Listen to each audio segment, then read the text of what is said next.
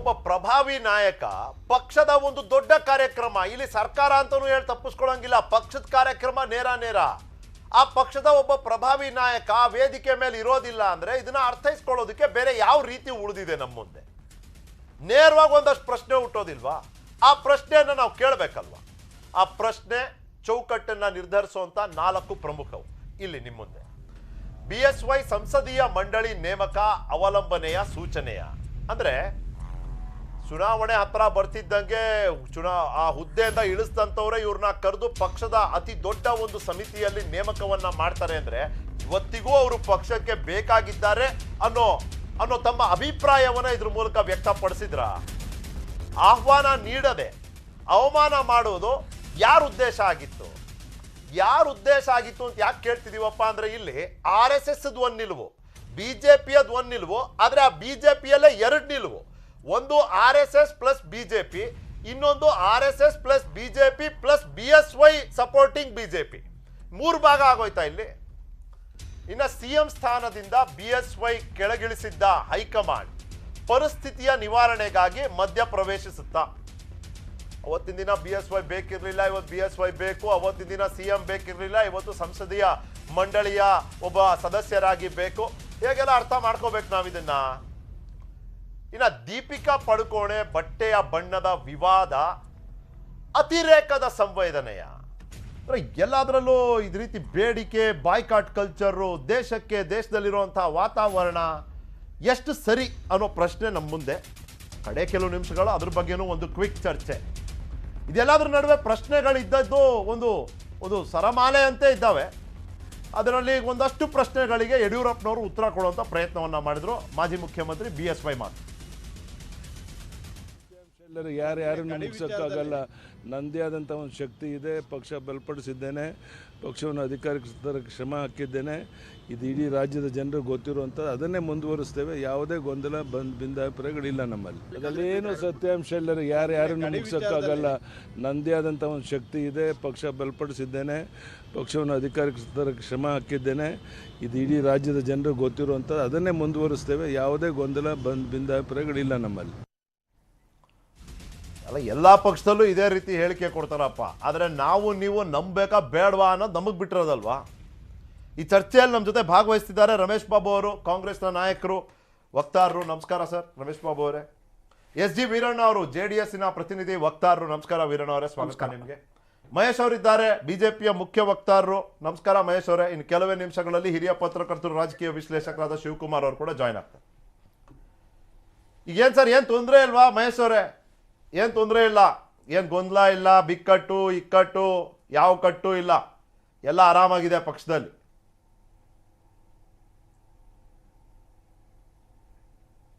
ಮಹೇಶ್ ಅವ್ರಿಗೆ ನನ್ನ ಧ್ವನಿ ಕೇಳ್ತಾ?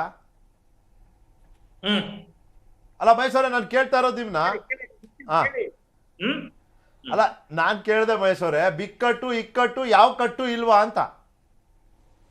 ಯಾವ ಕಟ್ಟು ಇಲ್ಲ. ಇದು ಒಂದು ಊಹಾತ್ಮಕವಾದಂತ ಇವತ್ತಿನ ಕಾರ್ಯಕ್ರಮ ಈಗೇನು ನಾವು ಮಾಡ್ತಾ ಇದ್ದೀವಿ ನಿಖಿಲ್ ಅವರೇ, ಇದಿಷ್ಟು ಕೂಡ ಬಹುಶಃ ಈ ಕುರುಡ ಆನೆಯನ್ನ ಹೇಗೆ ವರ್ಣನೆ ಮಾಡಬಹುದು ಅಷ್ಟೇ ಸತ್ಯ ಕೂಡ ಇದು. ತಾವೇನ್ ಚರ್ಚೆ ಮಾಡ್ತಾ ಇದ್ದೀರಿ, ಚೆನ್ನಾಗಿ ಹೇಳಿದ್ರಿ. ಒಬ್ಬ ಆದರ್ಶ ಕಾರ್ಯಕರ್ತ ಹೇಗೆ ಇರಬೇಕು ಅಂತಕ್ಕಂಥ ಇವತ್ತಿನ ಪ್ರಸ್ತುತ ರಾಜಕಾರಣದೊಳಗಡೆ ನಮಗೆ ಪ್ರಸ್ತುತ ಪಡಿಸ್ತಾ ಇರ್ತಕ್ಕಂಥದ್ದು ಒಬ್ಬ ಆದರಣೀಯ ನರೇಂದ್ರ ಮೋದಿ ಅವರು, ಹಾಗೆ ಆದರಣೀಯ ಯಡಿಯೂರಪ್ಪನವರು. ಅವರ ಈ ವಯಸ್ಸೊಳಗಡೆ ಕಾರ್ಯಕರ್ತ ಅಂತಕ್ಕಂಥ ಒಬ್ಬ ನಮ್ಮ ಪಕ್ಷದೊಳಗಡೆ ಕಾರ್ಯಕರ್ತ ಅಂದ್ರೆ ಅದಕ್ಕೆ ತುಂಬಾ ದೊಡ್ಡದಾದಂತ ಒಂದು ಅರ್ಥ ಇದೆ, ಮತ್ತೆ ಅದಕ್ಕೊಂದು ಜವಾಬ್ದಾರಿ ಕೂಡ ಇದೆ. ಇಡೀ ಕರ್ನಾಟಕದ ಇವತ್ತು ಏನಾರೋ ಸರ್ವೋಚ್ಚ ನಾಯಕರು ಅವರ ನಡೆ, ಅವರ ನುಡಿ, ಅವರ ಆದೇಶದ ಅನುಸಾರ ಕೆಲಸ ಮಾಡ್ತಾ ಇರ್ತಕ್ಕಂಥದ್ದು ನಾವು ಸನ್ಮಾನ್ಯ BS ಯಡಿಯೂರಪ್ಪನವ್ರ ವಿಚಾರದೊಳಗಡೆ ಕೆಲಸ ಮಾಡ್ತಾ ಇರ್ತಕ್ಕಂಥ. ಈಗೇನು ತಾವು ಪ್ರಶ್ನೆ ಮಾಡ್ತಾ ಇದ್ದೀರಿ, ಇಕ್ಕಟ್ಟು ಬಿಕ್ಕಟ್ಟು ಇದ್ಯಾವುದು ಕೂಡ ಬಿಜೆಪಿ ಒಳಗಡೆ ಇರ್ತಕ್ಕಂಥದ್ದಲ್ಲ. ಬಹುಶಃ ನಮ್ಮ ಸ್ನೇಹಿತರು ರಮೇಶ್ ಬಾಬು ಅವರು ಅವ್ರ ಪಕ್ಷದೊಳಗಡೆ ಇದ್ದಾರೆ, ನಂಗೆ ಗೊತ್ತಿಲ್ಲ ಇದೆ ಅಂತ ನಾವು ಭಾವಿಸಿದ್ರಿ. ಇದ್ದಾರೆ, ಅದಕ್ಕೆ ಉತ್ತರ ಅವ್ರು ಕೊಡ್ಬೋದು. ಅವ್ರು ಕೊಡ್ತಾರೆ ಬಿಡಿ, ಅವ್ರ ಪಕ್ಷಕ್ಕೆ ಸಂಬಂಧಪಟ್ಟಿದ ಉತ್ತರನೂ ಕೊಡ್ತಾರೆ. ನೀವು ಇವಾಗ ಏನ್ ಅವ್ರನ್ನ ಉಲ್ಲೇಖ ಮಾಡಿ ಮಾತಾಡಿದ್ರೆ ಅದಕ್ಕೂ ಉತ್ತರ ಕೊಡ್ತಾರೆ. ಪ್ರಶ್ನೆ ಇದ್ದಿದ್ದು ಅದಲ್ಲ. ಸರ್ಕಾರಿ ಕಾರ್ಯಕ್ರಮದಲ್ಲಿ ಚಾಮರಾಜನಗರದಲ್ಲಿ ನೀವು ಯಡಿಯೂರಪ್ಪನವ್ರ ಫೋಟೋ ಹಾಕ್ಲಿಲ್ಲ, ಹಂಗೇಳಿ ತಪ್ಪಿಸ್ಕೊಂಡ್ರಿ. ಅಲ್ಲೊಂದಷ್ಟು ಶಿಷ್ಟಾಚಾರ ಉಲ್ಲಂಘನೆ ಆಗುತ್ತೆ. ಏನಾಗುತ್ತೆ, ಸ್ಥಳೀಯ ನಾಯಕರು ಸಿಎಂ ಜೊತೆ ವೇದಿಕೆ ಮೇಲೆ ಕುತ್ಕೊಂಡ್ಬಿಡ್ತಾರೆ, ಆ ಶಿಷ್ಟಾಚಾರ ಉಲ್ಲಂಘನೆ ಓಕೆ.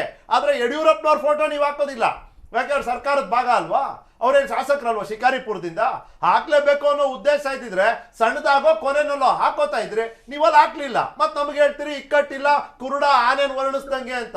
ಆಯ್ತು ಸರಿ, ಪಕ್ಷದ ಕಾರ್ಯಕ್ರಮ ಕೊಪ್ಪಳದಲ್ಲಿ 25 ಕಾರ್ಯಾಲಯ. ಪಕ್ಷವನ್ನ ಕಟ್ಟದವ್ರು ಯಾರು? ಮಹೇಶ್ವರ ನಿಮ್ಗೆ ನನ್ಕಿನ ಚೆನ್ನಾಗಿ ನಿಮಗ್ ಗೊತ್ತು. ಹೆಂಗಪ್ಪ ನೀವು ಬಿಟ್ಬಿಟ್ರಿ ಅವ್ರನ್ನ? ನಾನು ಆದರಣೀಯ ಯಡಿಯೂರಪ್ಪನವ್ರ ಜೊತೆ ದೀರ್ಘ 37 ವರ್ಷಗಳ ಕಾಲ ನಾನು ಅವ್ರ ಜೊತೆ ಇದ್ದೇನೆ, ಅವ್ರ ಜೊತೆ ಒಡನಾಟ ಮಾಡಿದ್ದೇನೆ. ಅವ್ರು ನಮ್ಮ ಗುರುಗಳು, ಅವ್ರ ಮಾರ್ಗದರ್ಶನದೊಳಗಡೆ ಇವತ್ತು ಕೂಡ ನಾವು ಕೆಲಸ ಮಾಡ್ತಾ ಇದ್ದೀವಿ. ಸರ್, ನೀವು ಮಾರ್ಗದರ್ಶನ ಅಂದ್ರೆ ನಿಮ್ ಪಕ್ಷದಲ್ಲ ಪದ ನೋಡಿದ್ರೆ ಭಯ ಬೀಳ್ತಾರೆ ಜನ. ಮುರಳಿ ಮನೋಹರ್ ಜೋಶಿ, LK ಅಡ್ವಾಣಿ ಅಂತವ್ರನ್ನ ಮಾರ್ಗದರ್ಶನ ಮಂಡಳಿ ಅಂತ ಮಾಡಿ ನೀವ್ ಏನ್ ಮಾಡಿದ್ರಿ ಅನ್ನೋ ಭಯ ಇದೆ ಜನರಿಗೆ. ನೀವು ಮಾರ್ಗದರ್ಶಕರು ಅಂದ್ರೆ ನಮಗ್ ಗೊತ್ತಾಗ್ಬಿಡ್ತದೆ ಇಲ್ಲಿ ಏನ್ ಮಾಡಕ್ ಹೊರಟಿದ್ದೀರಿ ಅಂತ. ಬಡವರ ಕಣ್ಣೀರು ಹೋಗ್ತಕ್ಕಂತ ಒಂದು ಕೇಂದ್ರವನ್ನಾಗಿ ನಮ್ಮ ಕಾರ್ಯಾಲಯ ಮಾರ್ಪಾಡಾಗಬೇಕು ಅಂತ ಅಟಲ್ ಬಿಹಾರಿ ವಾಜಪೇಯಿ ಅವರ ಏನ್ ಕನಸಿತ್ತು, ಆ ಕನಸಿನ ರೂಪದಲ್ಲಿ ಪ್ರತಿಯೊಂದು ಕಾರ್ಯಾಲಯವು ಕೂಡ ನಾವು ಮಾರ್ಪಾಡು ಮಾಡಿರ್ತಕ್ಕಂಥದ್ದು, ಅದನ್ನೇ ಕಟ್ಟಿರ್ತಕ್ಕಂಥದ್ದು. ಒಂದು ವಿಶಾಲವಾಗಿ ಯೋಚನೆ ಮಾಡಿದಂತ ಸಂದರ್ಭದೊಳಗಡೆ ಈ ತರ 10 ಕಾರ್ಯಾಲಯಕ್ಕೂ 10 ಪ್ರಮುಖ ನಾಯಕರು ಹೋಗ್ಬೇಕು, ಸದಾನಂದ ಗೌಡರು ಒಂದ್ ಕಡೆ ಹೋಗ್ಬೇಕು, ಸನ್ಮಾನ್ಯ ಈ ತರ ಯೋಚನೆಯನ್ನು ಮಾಡಿದ್ದು ಕೂಡ ಸತ್ಯ. ಅದ್ರಲ್ಲಿ ಎರಡನೇ ಮಾತಿಲ್ಲ. ಈ ಕಡೆ ಗದಗಿಗೆ ಯಡಿಯೂರಪ್ಪನವ್ರು ಹೋಗ್ಬೇಕು, ಆ ಭಾಗದ ಕಾರ್ಯಕರ್ತರಿಗೆ ಅಲ್ಲ ಅಲ್ಲ ಅಲ್ಲ ಕೊಪ್ಪಳಕ್ಕೆ ನೀವು ಕರೀಲಿಲ್ಲ, ಡ್ಯಾಮೇಜ್ ಕಂಟ್ರೋಲ್ ಗದಗಕ್ಕೆ ಬಾ ಅಂದ್ರಿ, ಅವ್ರು ಅಲ್ಲಿ ಬರಲ್ಲ ಅಂದ್ರೆ ಮಾಹಿತಿ ನಿಮ್ಗೆ, ನಮ್ಮ ಮಾಹಿತಿ ನಮ್ಗೆ, ನಮ್ಮ ಹತ್ರ ಮಾಹಿತಿ ಮೇಲೆ ನಾವು ನೀವು ಪ್ರಶ್ನೆ ಕೇಳ್ತೀವಪ್ಪ. ನೀವು ನಮ್ ತಪ್ಪು ಅಂದ್ರೆ ನಾವು ಕುರುಡ್ರು, ನಾವು ಆನೇನ್ ಹೊರಡಿಸ್ತಿದ್ದೀವಿ ಅಂದ್ರೆ ನೀವು ಕಣ್ಣಿರೋರು ನೀವು ಆನೇನ್ ಹೊರಡಿಸ್ಬಿಡಿ. ಅಧ್ಯಕ್ಷ ನಾಯಕರ ಕರ್ನಾಟಕದ ಪ್ರತಿಯೊಂದು ಬೆಳವಣಿಗೆ ಹಿಂದಿರ್ತಕ್ಕಂಥ ಮೂರ್ತ ರೂಪವೇ ಯಡಿಯೂರಪ್ಪನವರು. ಅವ್ರು ಏನು ಸೂಚನೆ ಕೊಟ್ಟಿರ್ತಾರೆ, ಅವ್ರು ಏನು ಆದೇಶ ಕೊಟ್ಟಿದ್ದಾರೆ, ಅದ್ರ ಮೇಲೆ ನಾವೆಲ್ಲ ಕಾರ್ಯತಂತ್ರ ಕಾರ್ಯಗಳೆಲ್ಲ ನಾವು ರೂಪಿಸ್ಕೊಂಡು ಹೋಗ್ತಾ ಇರ್ತಕ್ಕಂಥದ್ದು. ಇದ್ರಲ್ಲಿ ಎರಡೇ ಮಾತೇ ಇಲ್ಲ. ನನಗನ್ಸತ್ತೆ ನಿಮ್ಗೆ ಯಾಕೆ ಈ ಪ್ರಶ್ನೆ ಬಂತು ಅಂತ. ಸ್ವತಃ ಯಡಿಯೂರಪ್ಪನವರು ನನಗಾಗಿಲ್ಲ ಅಂತ ಹೇಳಿದ್ದಾರೆ. ಸ್ವತಃ ಇಡೀ ಕಾರ್ಯಕರ್ತರು, ಕರ್ನಾಟಕದ ಉದ್ದಗಲ್ಲಕ್ಕೂ ಕಾರ್ಯಕರ್ತರು ನಾವೆಲ್ಲರೂ ಕೂಡ ಎದೆ ಎತ್ತಿ ಅಭಿಮಾನದಿಂದ ಹೇಳ್ತಾ ಇದ್ದೀವಿ, ಒಬ್ಬ ಶ್ರೇಷ್ಠ ಕಾರ್ಯಕರ್ತ ಎಷ್ಟು ದೊಡ್ಡ ನಾಯಕತ್ವ ನಮಗೆ ಕೊಟ್ಟಿದ್ದಾರೆ, ಅವರ ಮಾರ್ಗದರ್ಶನದಲ್ಲಿ ನಾವು ಮುಂದೆ ಹೋಗ್ತಾ ಇದ್ದೀವಿ ಅಂತೇಳಿ. ಇದ್ರಲ್ಲಿ ಸಮಸ್ಯೆ ಇರ್ತಕ್ಕಂಥದ್ದು ಬಿಜೆಪಿ ಒಳಗಡೆ ಅಲ್ಲ, ಸಮಸ್ಯೆ ಇರ್ತಕ್ಕಂಥದ್ದು ಬಿಜೆಪಿನ ನೋಡ್ತಕ್ಕಂಥ ದೃಷ್ಟಿಕೋನದಲ್ಲಿ ಸಮಸ್ಯೆ ಇರ್ತಕ್ಕಂಥದ್ದು. ಆಯ್ತು, ಸರಿ ಆಯ್ತು. ಈಗ ಹೇಳಿದ್ದೀರಿ ನೀವು, ಇದೇ ರೀತಿ ಯಡಿಯೂರಪ್ಪನವ್ರು ಸಿಎಂ ಆಗಿದ್ದಾಗ ಹೇಳಿದ್ರಿ ಯಡಿಯೂರಪ್ಪನವರು ಯಾವುದೇ ಕಾರಣಕ್ಕೂ ಸಿಎಂ ಹುದ್ದೆಯಿಂದ ಇಳಿಯೋದಿಲ್ಲ ಅಂತ. ಅವತ್ತೂ ಯಡಿಯೂರಪ್ಪನವರು ಹೇಳಿದ್ರು ಏನೂ ತೊಂದರೆ ಇಲ್ಲ ಅಂತ. ನೀವು ಇವಾಗ ಹೇಳಿದ್ರಲ್ಲ ಯಡಿಯೂರಪ್ಪನವರೇ ಹೇಳ್ತಿದ್ದಾರೆ, ನಿಮ್ಗೆ ಯಾಕಪ್ಪ ಈ ಪ್ರಶ್ನೆ ಅಂತ ನೀವು ನಮಗೆ ಕೇಳಿದ್ದೀರಿ. ಅವತ್ತು ನಾವು ನಂಬಿದ್ವಿ, ನಮ್ಮ ನಂಬಿಕೆ ಏನಾಯ್ತು? ಇವತ್ತು ಮುಖ್ಯಮಂತ್ರಿ ಯಾರು ಅಂದ್ರೆ ನಾನು ಹೇಳಿದ್ದು ಜಸ್ಟ್ ನೀವು ಹೇಳಿದ್ರಿ ಅಂದ ತಕ್ಷಣ ನಾವು ಆನ್ ಫೇಸ್ ವ್ಯಾಲ್ಯೂ ತಗೊಳಕ್ ಆಗೋದಿಲ್ಲ, ಎಸ್ಪೆಷಲಿ ಆಸ್ ಅ ಜರ್ನಲಿಸ್ಟ್ ನಾನಂತೂ ಮಾಡೋದಿಲ್ಲ. ರಮೇಶ್ ಬಾಬು ಅವರು ಕೇಳ್ತೀನಿ ಸರ್, ಒಳ ಜಗಳ ಅಂದ್ರೆ ಪಾಪ ನಿಮ್ಮನ್ನ ಮಾತ್ರ ನಾವು ಕೇಳ್ತಿದ್ವಿ ಪ್ರಶ್ನೆಗಳನ್ನ. ಯಾವಾಗ DK ಶಿವಕುಮಾರ್, ಸಿದ್ದರಾಮಯ್ಯ ಅಂತಾನೆ ನಾವು ಮಾತಾಡ್ತಿದ್ವಿ.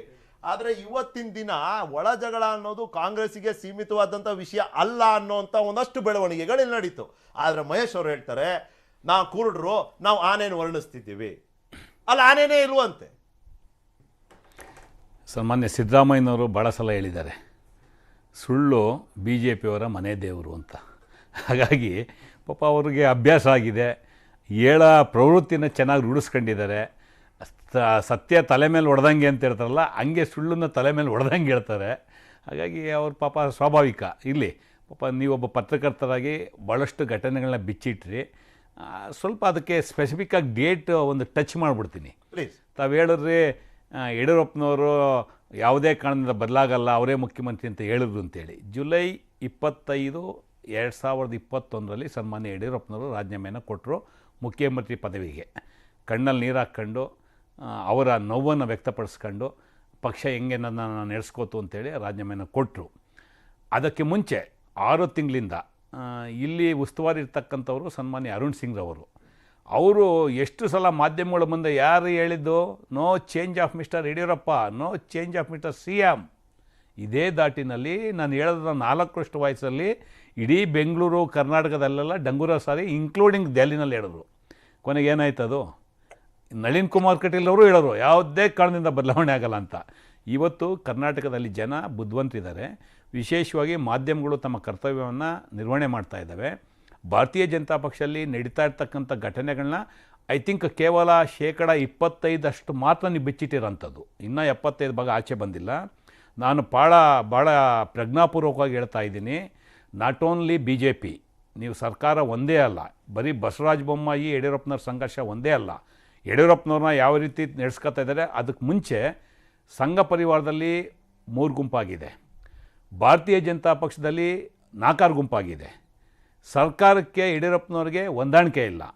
ಬಹುತೇಕ ಯಡಿಯೂರಪ್ಪನವರ ಮಗನ ಮೇಲೆ ಇರ್ತಕ್ಕಂಥ ಪ್ರಕರಣಗಳನ್ನ ಇಟ್ಕೊಂಡು ಯಡಿಯೂರಪ್ಪನವ್ರನ್ನ ಬ್ಲಾಕ್ ಮೇಲ್ ಮಾಡೋಂಥ ಕೆಲಸ ನಿರಂತರವಾಗಿ ನಡೀತಾ ಇದೆ. ಇವತ್ತು ಯಡಿಯೂರಪ್ಪನವ್ರನ್ನ ಎಲ್ಲ ಕಾರ್ಯಕ್ರಮದಲ್ಲಿ ಅವ್ರನ್ನ ತಾತ್ಕಾಲಿಕವಾಗಿ ಪಾರ್ಲಿಮೆಂಟ್ರಿ ಬೋರ್ಡ್ ಮೆಂಬರ್ ಅಂತ ಹೇಳಿ ಮಾಡಿಬಿಟ್ಟು ಚುನಾವಣಾ ಸಮಿತಿಯ ಸದಸ್ಯರು ಅಂತೇಳಿ ಒಂದು ಉನ್ನತ ಹುದ್ದೆಯನ್ನು ಕೊಟ್ಟು ನಾಮಕಾವಸ್ಥೆಯಾಗಿ ಅವನ ಪಕ್ಷದಲ್ಲಿ ಇಟ್ಕೊಂಡು ಅಗೌರವ ಮಾಡೋಂಥ ವ್ಯವಸ್ಥಿತವಾದಂಥ ಕೆಲಸವನ್ನು ಎಲ್ಲರೂ ಮಾಡ್ತಾ ಇದ್ದಾರೆ. ವಿಶೇಷವಾಗಿ ಒಂದು ಹೇಳ್ತೀನಿ, ವಿಶೇಷವಾಗಿ ನಾನು ಸಾಕಷ್ಟು ಸಂದರ್ಭಗಳಲ್ಲಿ ಈ ವಿಷಯವನ್ನು ಪ್ರಸ್ತಾಪ ಮಾಡಿದೆ. ಇವತ್ತಲ್ಲ, ಯಾವತ್ತು ಬಸವರಾಜ ಬೊಮ್ಮಾಯಿರವರು ಮುಖ್ಯಮಂತ್ರಿ ಆದರೂ ಇಮ್ಮಿಡಿಯೇಟ್ ಆ ಮೊಮೆಂಟ್ಗೆ ನಾನು ಪ್ರಸ್ತಾಪ ಮಾಡಿದ್ದೀನಿ. ಏನಂದರೆ, ಬಸವರಾಜ ಬೊಮ್ಮಾಯಿರವರು ಯಡಿಯೂರಪ್ಪನವರ ಆಯ್ಕೆ ಅಲ್ಲ. ಅವರು ಆವತ್ತಿನ ಸಂದರ್ಭಕ್ಕೆ ಅವರ ಮಗ ವಿಜೇಂದ್ರನಿಗೆ ಒಂದು ಅವಕಾಶವನ್ನು ಸರ್ಕಾರದಲ್ಲಿ ಕೊಡೋದಕ್ಕೆ ಅಥವಾ ಅವನ್ನ ಮಂತ್ರಿ ಪದವಿಗೆ ತರೋಂಥ ಕಾರಣಕ್ಕೆ ಬಸವರಾಜ ಬೊಮ್ಮಾಯಿರವ್ರನ್ನ ಒಬ್ಬ ಮಧ್ಯವರ್ತಿಯಾಗಿ ಕೇಂದ್ರಕ್ಕೆ ಕಳಿಸಿದ್ರೆ ಪಾಪ ಇವರು ಚೆನ್ನಾಗಿ ಡೀಲ್ ಕುದಿಸ್ಕೊಂಡು ಇವರು ಮುಖ್ಯಮಂತ್ರಿ ಆದರು. ಇದು ವಾಸ್ತವ. ಆವತ್ತಿನ ಕಾಲಕ್ಕೆ ನಾನು ಉದ್ದೇಶವಾಗಿ ಎಲ್ಲ ಕಡೆ ಹೇಳಿದ್ದೇನೆ, ಈ ರಾಜ್ಯದ 2ನೇ ಸಾಂದರ್ಭಿಕ ಶಿಶು ಬಸವರಾಜ ಬೊಮ್ಮಾಯಿ. ಅವರು ಮುಖ್ಯಮಂತ್ರಿ ಆದಾಗಲಿಂದ ಇಲ್ಲಿವರೆಗೂ ಸಹ ಎಲ್ಲ ಸಂದರ್ಭದಲ್ಲಿ ಸನ್ಮಾನ್ಯ ಯಡಿಯೂರಪ್ಪನವ್ರನ್ನ ಹಂತವಾಗಿ ಕೆಳಗಡೆ ತಳ್ಳಂಥದ್ದು ತುಳಿಯಂಥದ್ದನ್ನ ಮಾಡ್ಕೊಂಡು ಬಂದಿದ್ದಾರೆ. ಅದರ ಮುಂದುವರೆದ ಭಾಗನೇ ಇವತ್ತು ಕೊಪ್ಪಳ ಕಾರ್ಯಕ್ರಮ ಇರ್ಬೋದು, ಮತ್ತೊಂದು ಕಾರ್ಯಕ್ರಮ ಇರ್ಬೋದು, ಶಿಕಾರಿಪುರ ಕಾರ್ಯಕ್ರಮ ಇರ್ಬೋದು, ಅಥವಾ ಈಗ ಎಲ್ಲ ಕಾರ್ಯಕ್ರಮದಲ್ಲೂ ಅವ್ರನ್ನ ನಿರ್ಲಕ್ಷ್ಯ ಮಾಡಿ ಸುಮ್ಮನೆ ಜನಕ್ಕೆ ತೋರ್ಸೋದಕ್ಕೆ ಒಂದು ಫೇಸ್ ಆಗಿ ಬಿಜೆಪಿ ಬಳಸ್ಕೊತಾ ಇದೆ. ನೀವೇನು ಹೇಳಿದ್ರಿ ಅದು ನಂದೇ ಆದ ಒಂದು ರೀತಿನಲ್ಲಿ ಹೇಳ್ತೀನಿ. ಅವನ ಲೈಟರ್ ನೋಟ್ ಮಹೇಶ್ ಅವರೇ, ತಪ್ಪು ತಿಳಿಬಾರ್ದು. ಹುಡುಗಿ ಹೆಣ್ಣು ನೋಡ್ಕೊಂಡ್ ಬಾ ಅಂದ್ರೆ ಹೋಗಿ ಮದುವೆ ಆಗಿ ಬಂದ್ರು 100%. 100%. ನಾನು ಹೇಳಿದ್ದೀನಿ, ನೀವೇನಿಗೆ ಕೋಟ್ ಮಾಡ್ತಾ ಇದ್ದೀರಾ ಅದು ವಾಸ್ತವ. ಮಗನಿಗೆ ಹೆಣ್ಣು ನೋಡ್ಕೊಂಬ ಅಂತ ಕಳ್ಸಿದ್ರೆ ಇವರೇ ಹೋಗಿ ಮದುವೆ ಆಗಿ ಬಂದಂಥದ್ದು ಇದು ಭಾರತೀಯ ಜನತಾ ಪಕ್ಷದಲ್ಲಿ ನಡೆದಂಥದ್ದು. ಇಲ್ಲಿ ಯಡಿಯೂರಪ್ಪನವ್ರನ್ನ ಅವರ ಆವತ್ತಿನ ಪರಿಸ್ಥಿತಿಯನ್ನು ದುರ್ಲಾಭ ಮಾಡ್ಕೊಂಡು ಬಸವರಾಜ ಬೊಮ್ಮಾಯಿ ಅವರು ಮುಖ್ಯಮಂತ್ರಿ ಆದಂಥದ್ದು ಸತ್ಯ ಇದೆ. ತದನಂತರ is not a mass leader Basavaraja ಬೊಮ್ಮಾಯಿರವರು. ಯಡಿಯೂರಪ್ಪನವ್ರಂಥ ಒಂದು ಫೇಸ್ ಬೇಕು ತೋರಿಸ್ತಾ ಇದ್ದಾರೆ. ಬಿಟ್ಟರೆ ಸಂಪೂರ್ಣವಾಗಿ ಯಡಿಯೂರಪ್ಪನವ್ರು ನೋಡಿ, ರಾಜಕೀಯ ವಿಚಾರಗಳು ಏನೇ ಇರಲಿ, ಈಸ್ ಎ ಮಾಸ್ ಲೀಡರ್. ಈ ರಾಜ್ಯದಲ್ಲಿ ಯಡಿಯೂರಪ್ಪನವರು is a mass leader, no doubt in that. ಅವ್ರ ಮೇಲೆ ಆರೋಪ ಬಂದಿರೋದು, ಅವ್ರ ಮೇಲೆ ಕೇಸ್ಗಳಾಗಿರೋದು ಅವೆಲ್ಲ secondary, but is a mass leader. But Bharatiya Janata ಪಕ್ಷ ಇವತ್ತು ಸಾಂದರ್ಭಿಕವಾಗಿ ಸಂದರ್ಭಕ್ಕೆ ಅನುಸಾರವಾಗಿ ಅವ್ರನ್ನ ಬಳಸ್ಕೊಂಡು ಬಿಸಾಡುವಂಥ ವ್ಯವಸ್ಥಿತ ಕೆಲಸವನ್ನು ಇಲ್ಲಿ ರಾಜ್ಯ ಮಟ್ಟದಿಂದ ಕೇಂದ್ರವರೆಗೂ ಮಾಡ್ತಾ ಇದ್ದಾರೆ. ನೀವು ಹೇಳ್ತೀರಿ ಬಿಸಾಡ್ತಿದ್ದಾರೆ ಅಂತ, ಆದ್ರೆ ಪಕ್ಷದ highest decision making body parliamentary body, party parliamentary body, ಅದ್ರಲ್ಲಿ ಅವ್ರನ್ನ ನೇಮಕ ಮಾಡ್ತಾರೆ. ಇದು ಅನಿವಾರ್ಯತೆಯ ಸೂಚನೆ ಅಲ್ಲ. ಒಳ್ಳೆ ಪ್ರಶ್ನೆ ಕೇಳಿದೀರಾ.